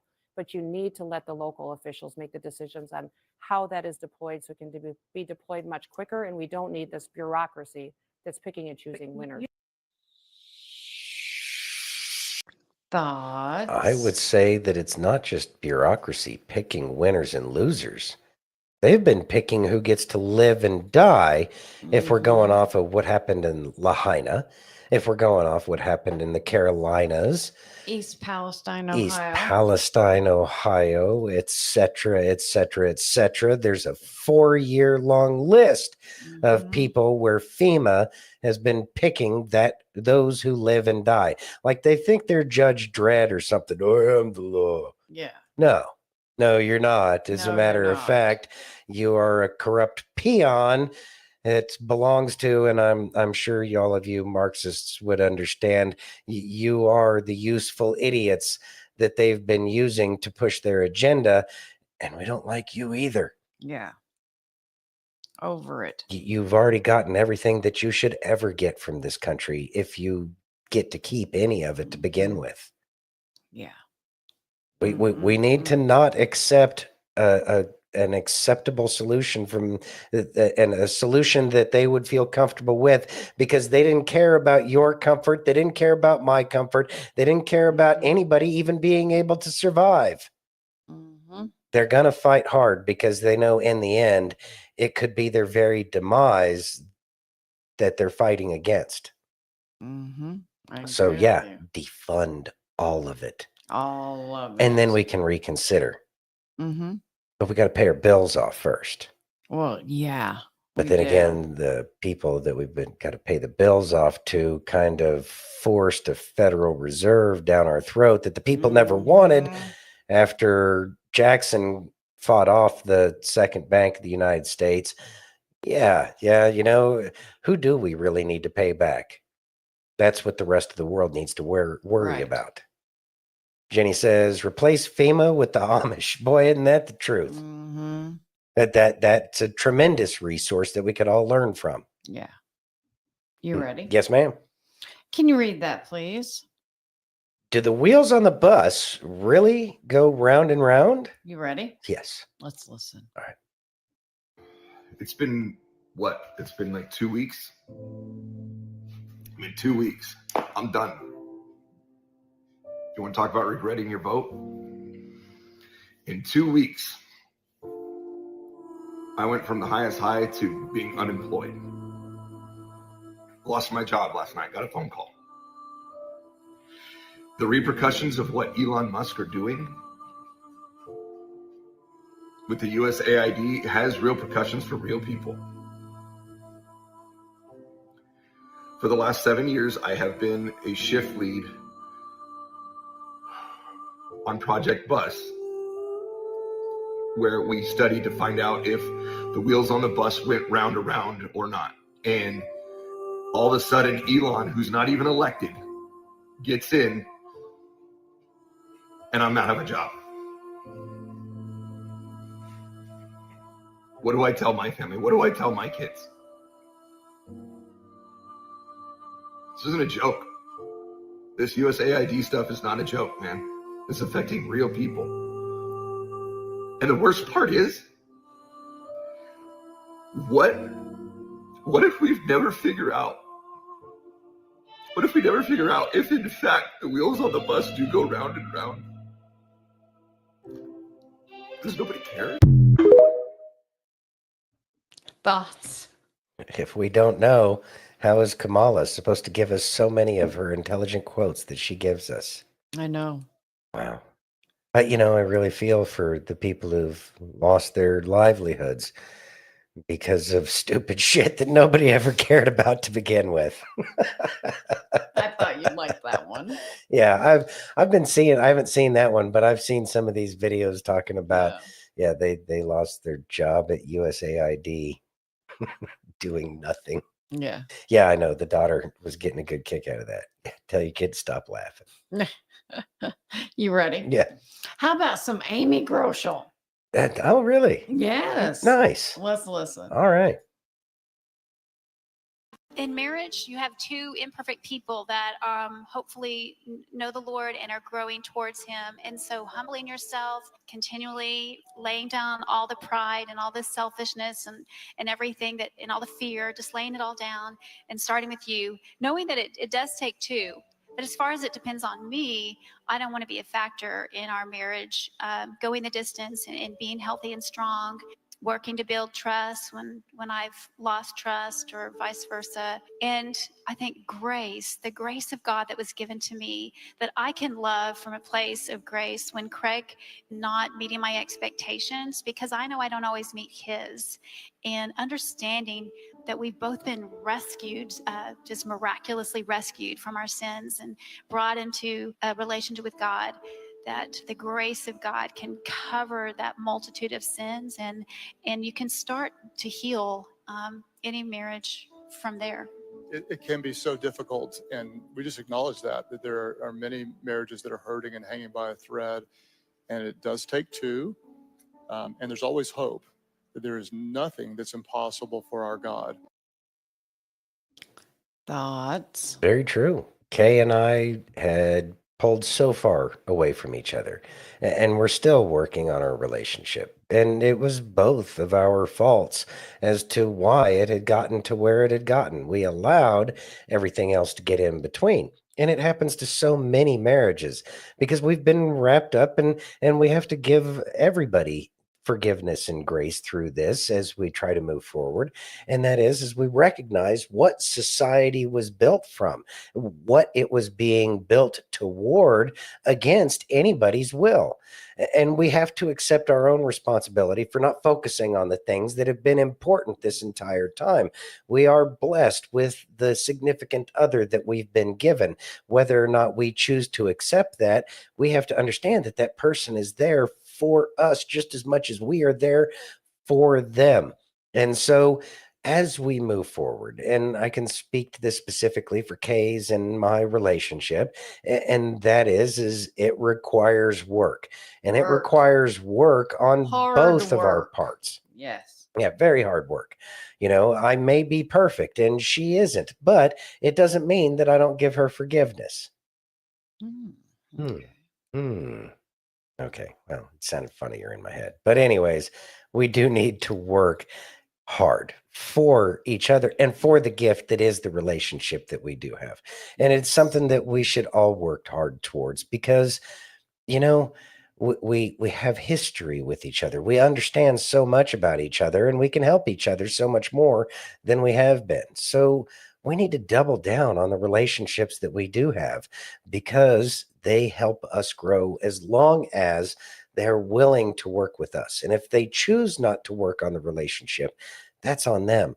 But that forgiveness needs to occur either way. So that way we don't become pillars of salt because we're going to be looking back at everything that we thought we lost. So recognize all the time that was lost before needs to be wiped clean. Slate needs to be wiped clean and work forward from where you're at this moment. And as long as you stay in the present, it will be given that opportunity to flourish again. And you can do it from a place of honesty and openness, and that openness being an open heart towards each other.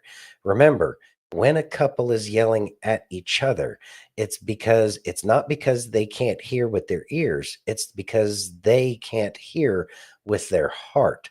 When two hearts are able to communicate with each other, like every relationship starts in the beginning, and we can get back there. Anybody can get back there. That is when you are truly listening. And when both parties feel like they're being heard from the heart, hearing from the heart, that's the big key. When you can hear from the heart, then there's no reason to yell. There's no reason to get upset because you're getting in the end exactly what you needed, which was that teammate that helped you get to the point where you're at now. So remember all the reasons why that you got into the relationship to begin with. And those reasons why, I'm sure, would be the exact same reasons, plus some others that were added along the way as to why you should stick it out with each other in this very tumultuous world that we're in. Are you ready? Yes. Hello, I'm Mike Lindell, and I'm here to tell you about my new product from MyPillow, towels that actually work. Watch this absorbency test. Here's another towel that we randomly went out and bought. Here's one of my towels with a nice design. I don't know if you can see this, but you could line a swimming pool with this. I mean, this is crazy. Get rid of it. Towels that actually work. What a concept. I'm interrupting this commercial to let you know you can get our 6-piece My Towels, regular $69.98, now only $29.98. Or you can save 25% on our brand new kitchen towels, made with the same technology as our famous My Towels. Also, we have bath sheets, bath towels, washcloths, hand towels, and so much more. And the best part, with your promo code, your entire order ships absolutely free. So go to mypillow.com or call the number on your screen. Use that promo code to get deep discounts on all My Towels. And for a limited time, your order ships absolutely free. Thoughts? All right. So we love Mike Lindell and we love the MyPillow products. And let me tell you something about the towels. The towels are absolutely amazing. Now we did learn some things because we've been going through them for a year or so now, and we're incorporating. I can't stand whatever. We're incorporating the fabric softeners and crap like that back into our laundry, but what that managed to do was to actually make the towel hold or repel water a little bit more than it used to. So we stopped using the fabric softener on it. Man, have they turned hyper absorbent again. We were getting a little worried about it, but we decided to, change up and figure out what's going on. And let me tell you, they really are amazing towels. They are super absorbent and soft. And they're actually softer without the fabric softener. I don't know why we waste money on chemical crap from Unilever. But anyways, great products. Check them out. And I do believe that you will be happy with the products that you purchase there. Yeah. He has great products. Yeah. I know, Carol. I know you want one of everything or 5 of everything. It's good. They're really It'll good. still be there. It'll still be there. Still be there. But So yeah, when if you're in the market and you got the funds, by all means, check out Mike Lindell at mypillow.com/DTOO. you ready? Yes. Can you read that, please? All right. The difference between Trump and Biden is demonstrable by looking at FEMA. Let's listen. Mm-hmm. In the past 5 days, we've decreased the number of open cases by almost 80%. President Trump is ensuring that communities aren't forgotten, and he launched the first major initiative to connect farmers with recovery assistance as well. Thoughts? So, surprise. All of these programs and agencies that were created for their ability and the government's ability to be able to do things so many other Americans don't have the ability to do. But it's been corrupted. And that's why we don't want it around anymore, because the more government there is, the more bureaucracy there will be. After all, Reagan said the bureaucracy is expanding to meet the need of the expanding bureaucracy. And boy, have we found that to be the truth. Yeah. So as much help as it can be, I think we would all be better off if we had it in our pockets to be able to prepare for these eventualities beforehand, as opposed to waiting for some savior from the government. Mm-hmm. We're with the government and we're here to help. What was it? The seven really most, not. another Reaganism, Yeah. the 7 most terrifying words. Yeah. We're with the government and we're here to help. No, you're not. No, you're not. No, you're not. So, And we don't want you around. Yes. So, well, at least they're getting it taken care of now. I think we can trust them until they get shuttered. Right. In which case, I think we'll all be in a much better place. I agree with you. Just a guess. But I also think that, the people that are doing things now are going to do it the right way. Yeah. It might not be called FEMA, but I think they'll be something where we help Americans. We need some efficiency of government operations. Yeah. Yeah. Yeah. You ready? Mm-hmm. Can you read that, please? Sweetly. JP Sears skit. Everything is so bad under Trump. Ready? The blue hair. I know. Let's listen. All right. The country is getting much worse under Trump. Like, things are pretty bad. What do you mean? Things are objectively improving. No, quit paying attention to Twitter, moron. Just look around and you'll see. Like, for example, the country is more dangerous than it's ever been. What's he doing that's making it so dangerous? He's prioritizing the deportation of murderers, rapists, and terrorists. How does that make the U.S. more dangerous? Well, for starters, it makes it a less safe space for self-expression, okay? Some of those murderers have families, and some want to kill families. Did you know that murdering is culturally accepted in some places? And what? We're just gonna say that's not welcome here? Yeah. No. And what about the sexual offenders being deported who would prey on American women? Oh, you mean people who would give women attention? And Trump doesn't care if they're murderers or whatever. He just wants them out of here because they're not white like him. So you're assuming they're not white because they're dangerous criminals? I didn't say that. What other improvements do you think are so bad? Oh, for example, Elon going around cutting wasteful government spending out to reduce the national deficit? How is that not good? Well, first, it doesn't matter how big the national deficit is because we can just print more money. No downside. And second, Elon having so much power, it is just wrong for an unelected billionaire to have so much power. Just listen to what Bill Gates, George Soros, Oprah, Alex Soros, and Reid Hoffman say. They've been warning us about this kind of thing. Like, don't be an idiot. It's right in front of you. Oh, and another way this country's going down the toilet, they're confirming a guy for health secretary whose primary goal is to make American children healthy. What's that about? Are you against that? Absolutely. How in the world are you against that? Well, he wants to limit access to things that make children sick and autistic. And I think those things make children healthy. You know what? We wouldn't even have this unhealthy children thing going on if abortion was pushed the way it's supposed to be. Know what I mean? What else do you think is so bad? Trump wanting to take back the Panama Canal. Did you know that Hitler stole canals? We gave that canal to Panama and then China took it from them. And I think when a world superpower, who is our enemy, takes something that we gave to someone else, then it's theirs, fair and square. And besides, China took all that heat for the lab leak hoax. So I think we owe them one. Attorney General Pam Bondi said that she wants the Epstein list released. What do you think about that? It should never be released. I mean, that's anti-Semitic because Epstein was a Jew. Case closed. She just wants to go after people on that list because she hates Jews. And do you know what you're forgetting? The existence of that list is just a baseless right-wing conspiracy theory. There is no list. So with Maxwell in prison, you think she's guilty of trafficking minors to no one? It'd be the perfect crime, wouldn't it?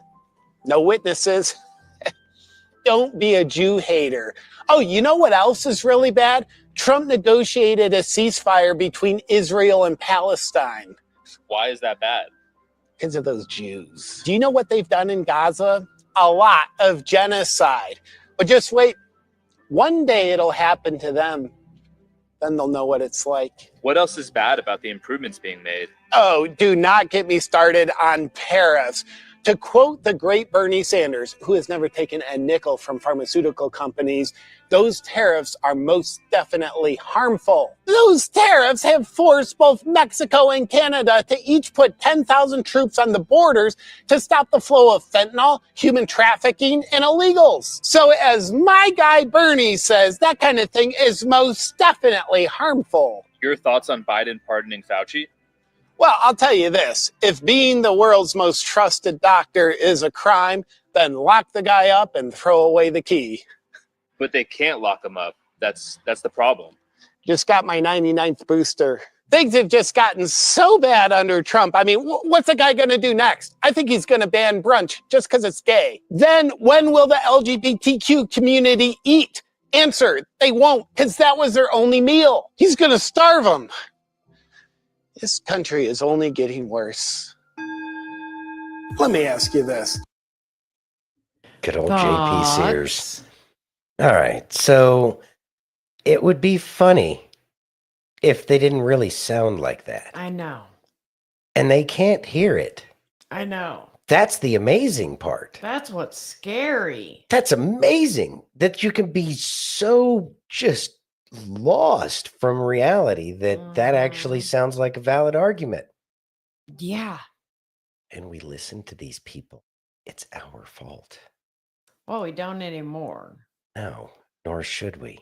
No. We should use logic and reason. Mm-hmm. Something that they took out of the education system when they created the Department of Education. Yeah. Thank God that one's going away too. Yeah. 99th booster. Yeah, I know. Whew. Woo. You ready? Yeah. Can you read that, please? John Fetterman doubts white men will ever trust the Democrat Party again. Ready? I guess there's a need for this.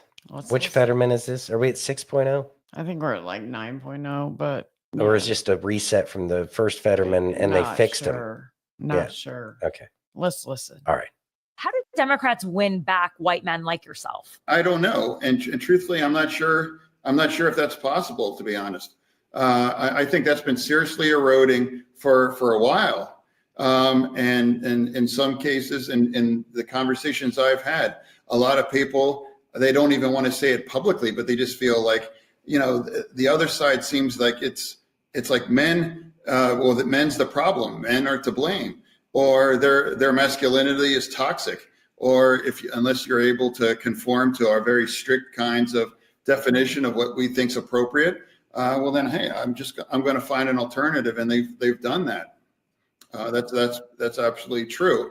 And once we've kind of turned their back on that demographic, it's going to be difficult to rebuild and replace that with those voters, because I think that migration has been ongoing phenomenon for several years, and that was been in front and center, in part of the election in 24. Thoughts? I don't even know how the party politics thing is even going to work in the future, to tell you the truth. Because parties is exactly what got us here. During the era of good feelings, there was one party. It was a uniparty, even though we have a uniparty now, but at least they were honest about it. But the uniparty, which was called the Democratic Republican Party, started by Jefferson, it was created in order to bring everybody together. The founding fathers were deathly afraid of parties. George Washington didn't even consider himself a part of any party. And then the Federalists and Anti-Federalists came about. And so the game was played, right? But when America comes together, e pluribus unum, for many, we become one. Once we become one, the party won't matter. And how do we get to that point? Well, we get to that point because we recognize that what the legacy media has called populism and tried to demonize it, and they've done okay-ish with it. But the popular opinion by most American people is what most American people can agree upon at that point. And so therefore, that is what gives us our strength, because we focus on what we can agree upon as opposed to what we disagree upon. See Jerry Springer, and that will explain why we're at where we're at, because everybody's dug their heels in on the things that they think is important to them, as opposed to focusing on the things that actually work for all of us. Now, we have to go through this process. We've been forced to deal with things the way they were. President Trump is coming in. He's shifting the paradigm. The Overton window has been shifted, whatever which way you want to say it. It has been shifted, and now they're cutting away all of the things that were part of, the Democrat empire of America that we were, and as those vestigial organs of the Democrat empire of America go away because they don't have funding, more and more Americans will recognize that we're much better off without all of that stuff, because we are perfectly capable of being self-sufficient, given the freedom that we as Americans should be enjoying based off of the founding principles of the Constitution and the Bill of Rights, which created this very nation. It is still the best form of government created up to this point in time that we can tell about.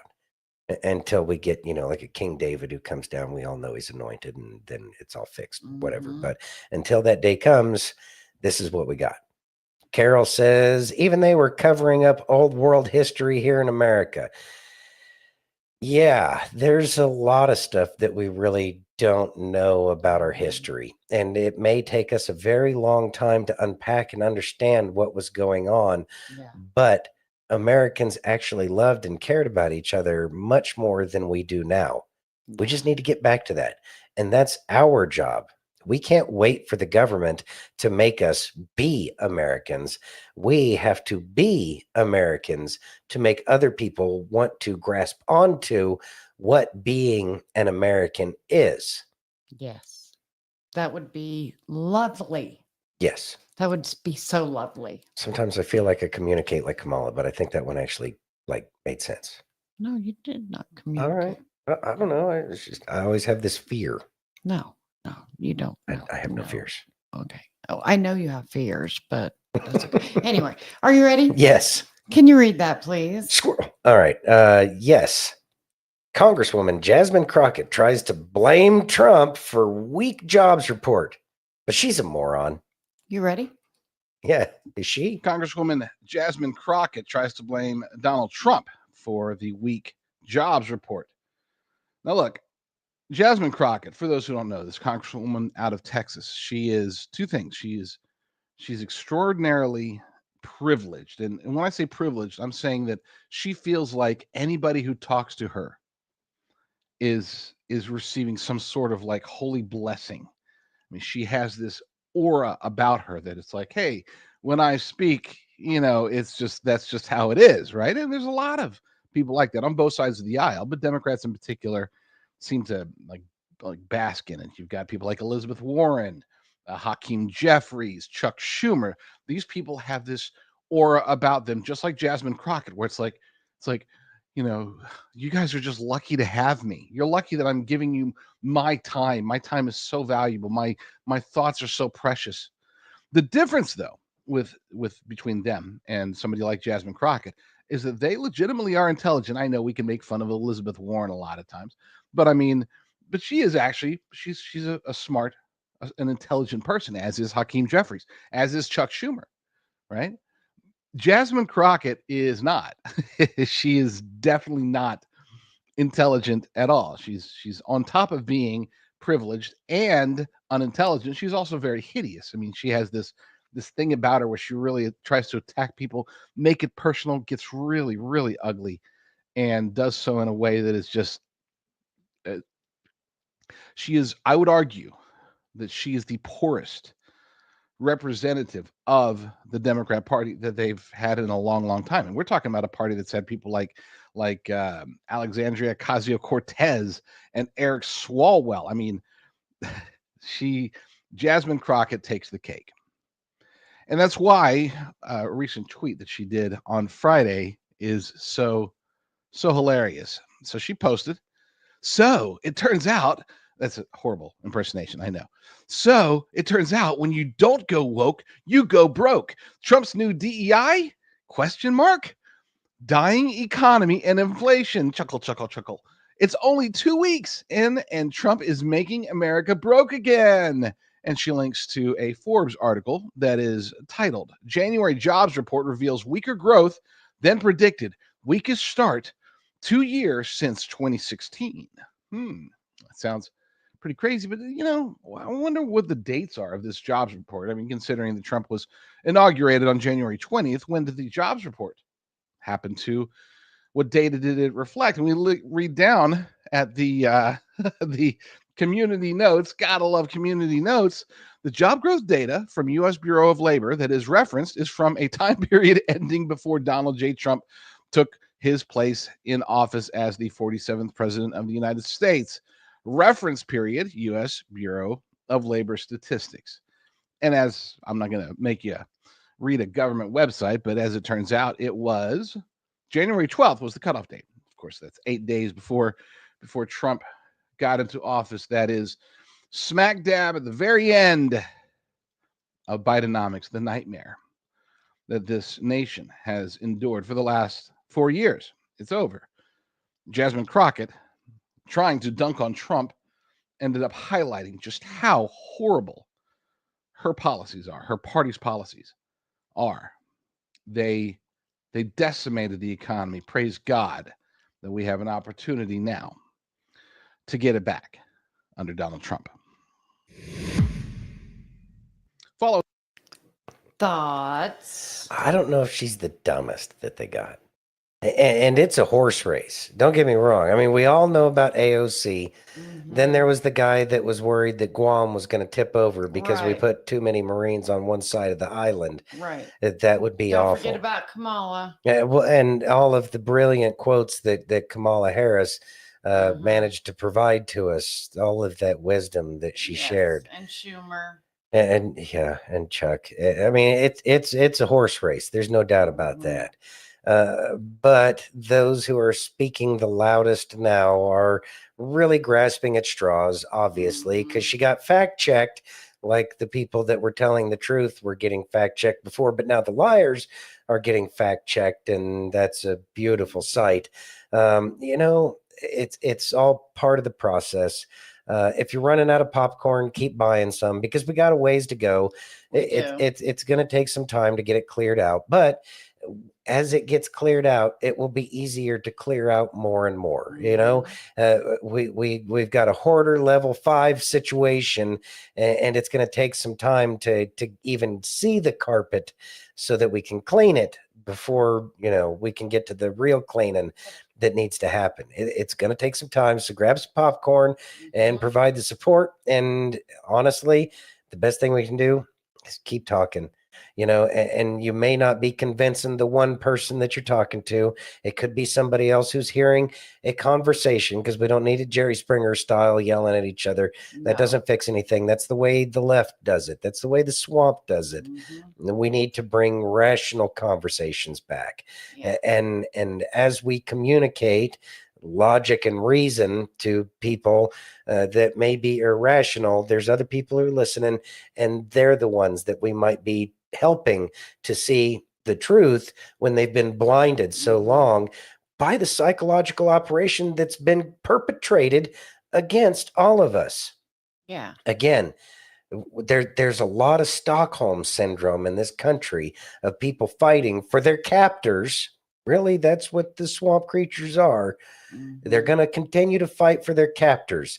It's going to take a long time to get them to let go of the lies that they have latched onto for their own ability to survive in a fabricated type of economy, which was designed for all of us to fail.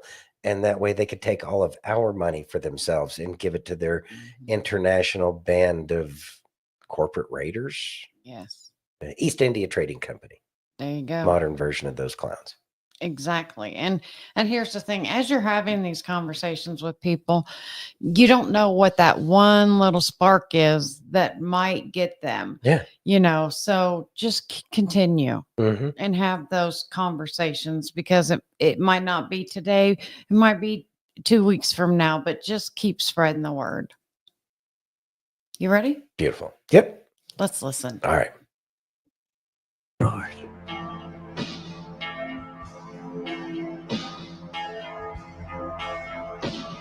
My servant boy is lying paralyzed at home. He has been sick for so long, and now he is suffering terribly, near death.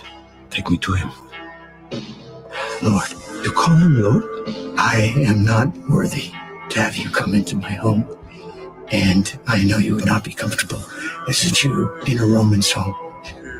But you only need to say the word, and he will be healed. I'm not worthy.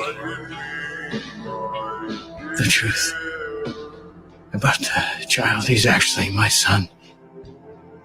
I am so ashamed I shouldn't even be asking you, but I am. And I know you can do it. Do not trouble yourself. You can heal him from a distance with only a word of command. I also have authority with men under me. If I say to one, go, he goes. If I say to another, come, he comes. Anything you command in this world will happen. I know it. Even this. Stand up. What? Rise.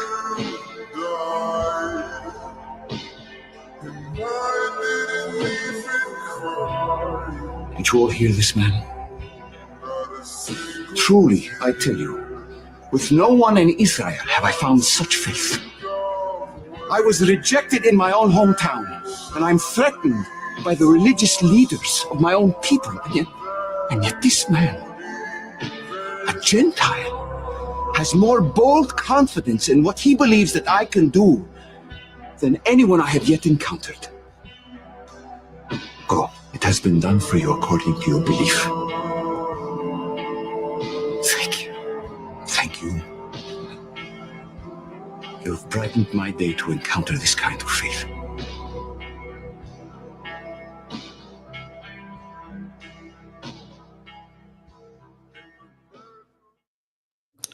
That's what real faith looks like. Mm-hmm. Thoughts? The faith of a centurion, Matthew chapter 8, verses 5 through 13.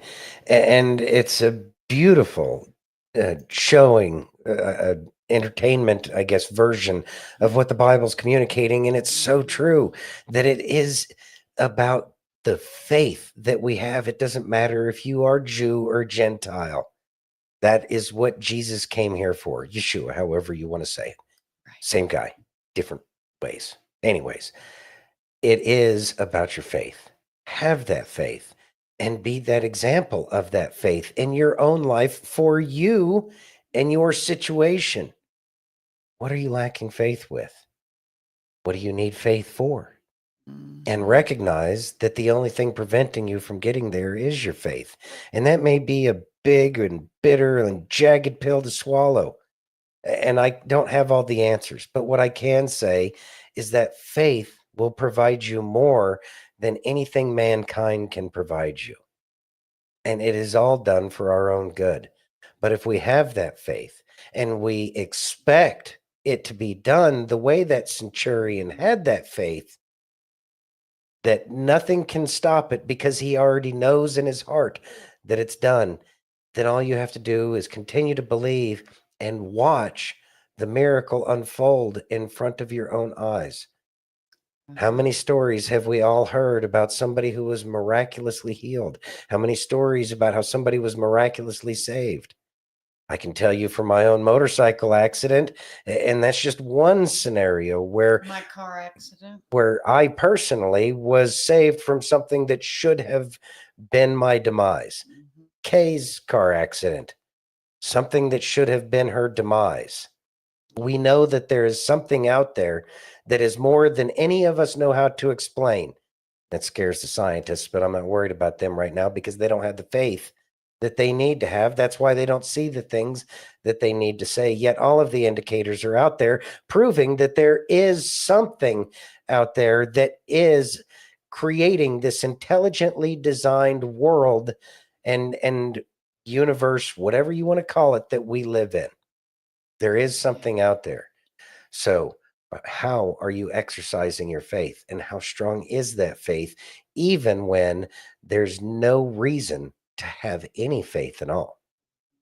It is all about our growth. It is. Yep. Steph. Yeah, exactly, Steph. Or C word and cardiac arrest. I don't even know if I want to say that one either. Yeah. But again, there are miracles. Every day. Every day. Every day. You ready? Mm-hmm. Can you read that, please? Here's the Secret Service Super Bowl ad directed by Michael Bay. Let's listen. All right. America was founded on an idea of freedom. America's always stepped forward in time of need throughout our short but powerful history. Ask not what your country can do for you. Ask what you can do for your country. Tear down this wall. We've been there for all of it.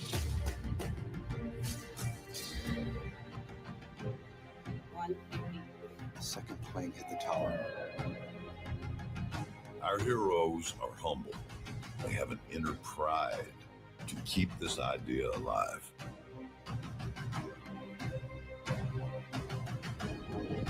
Protectors are born, they're not made.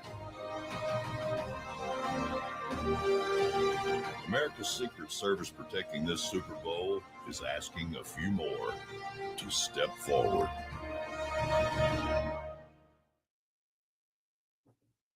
Thoughts? All right. So obviously the Secret Service is going to be around for a little bit longer. They're at least advertising. Of course, they showed the guy that has been made the director of the Secret Service now, the one that was standing behind Trump real tall. It is an organization that I think that is important to keep around, but the Secret Service has been witness to so much of the evil that has been perpetrated by those who have sat in that highest office. I really don't know how to personally take the whole thing, but I think that it's an important function. I don't know, the Praetorian Guard became so corrupt and they ended up being the ones to select who was going to be there. So yeah, I don't know. But hey, if nothing else, it was a great commercial. It really was. Mm-hmm. You ready? Mm-hmm. So here's the video that Jenny had said she sent in about the Super Bowl halftime show with Christian. So let's watch. Yes.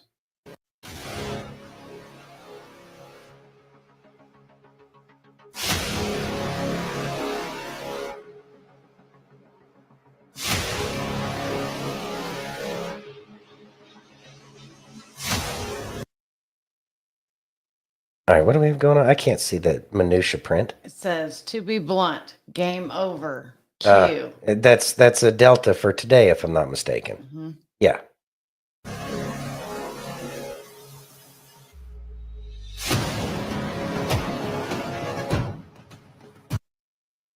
I'm going to drop it in Telegram so everyone can see it more clearly, but yeah.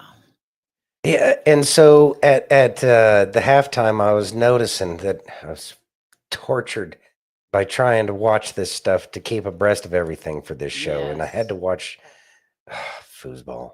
It's such a waste. Anyways, It is. In its form as it is, I care less about the TV, care about the young men who are going out there and putting their all on the field, because that says a lot about their character as individuals. Anyways, despite that, I noticed that during the halftime waste of my life that I noticed the circle, square, triangle, whatever. And I thought PlayStation at the time, and that kind of makes sense that it's kind of the game over. And yeah, that was, I swear that was a drop for today.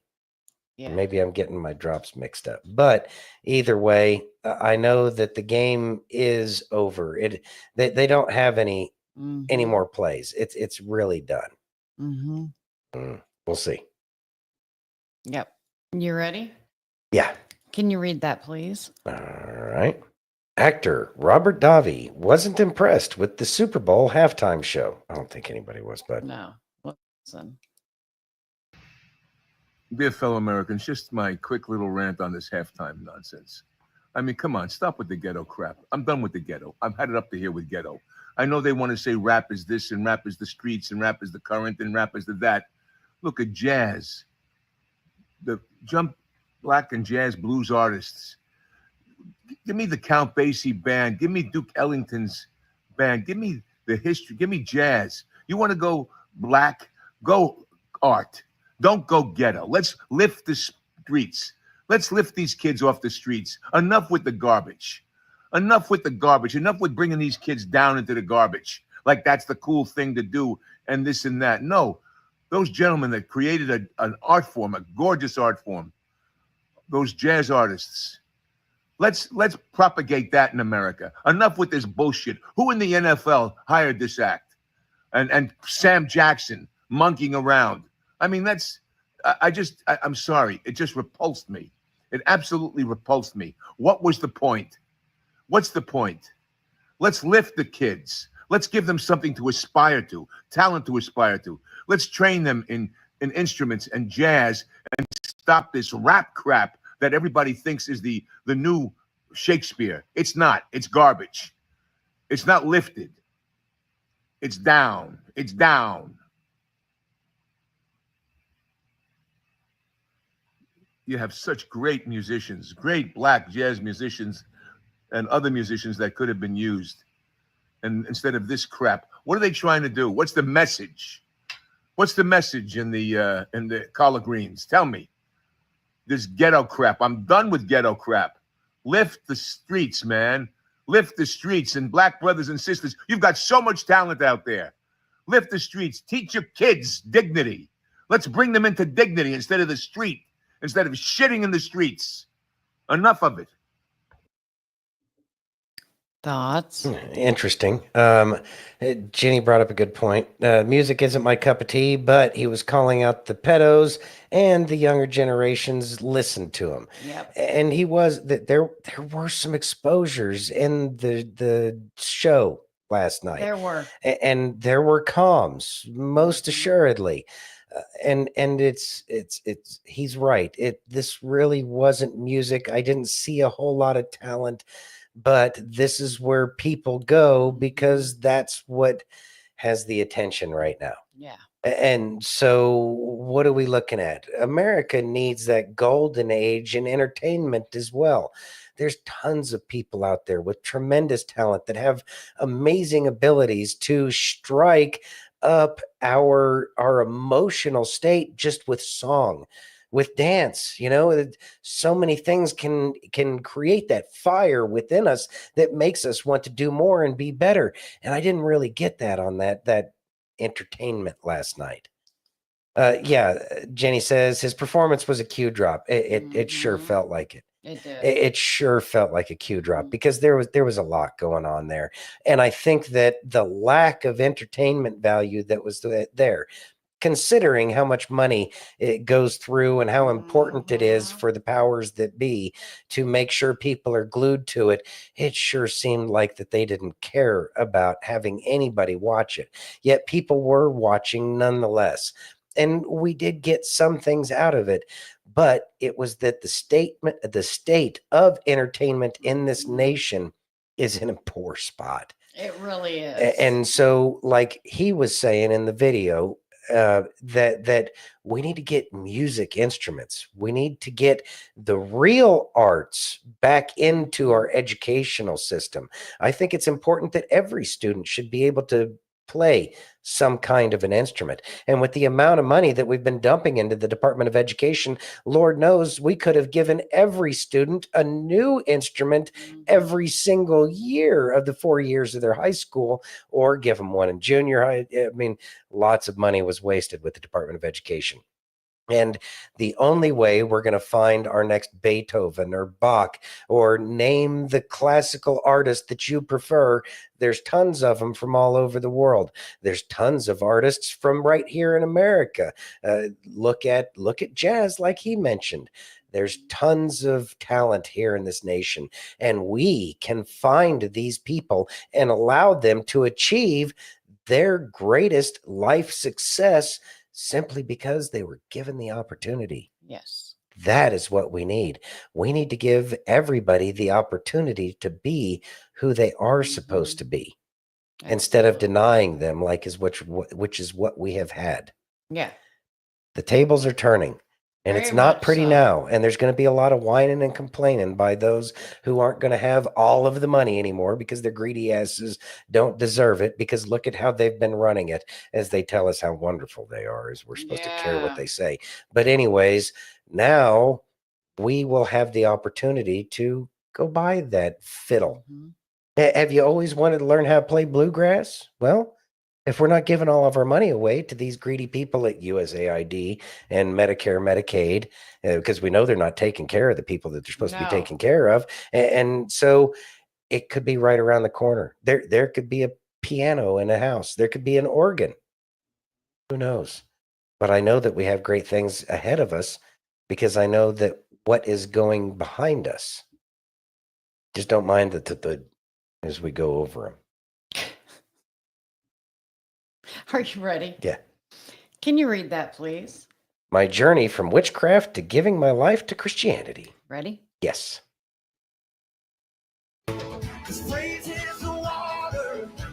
My enemies drowning.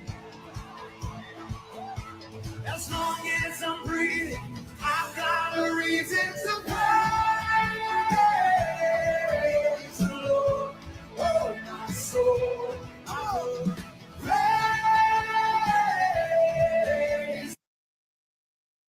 Thoughts. Yeah. Isn't that amazing? That's great. Still looks like she's showing off her assets. Wish she'd focus more on the gift as opposed to the gift for everybody, as opposed to the gift for who's supposed to be her spouse. But neither here nor there. You know what? It's a journey that we all have to go through, and we have to shed our old skins because we don't want to be snakes. Right. So that growth will come as time goes on. But yeah, it's coming. Because she does have talent. She does have tremendous talent, and that's beautiful. I hope that she can focus on the talents that, he would want all of us to be able to share in. But again, more and more people are leaving what they thought society was leading them to, so that way they could be a special little snowflake. Right. Good thing is everybody's realizing that being a snowflake ain't so hot after all. Right. You ready?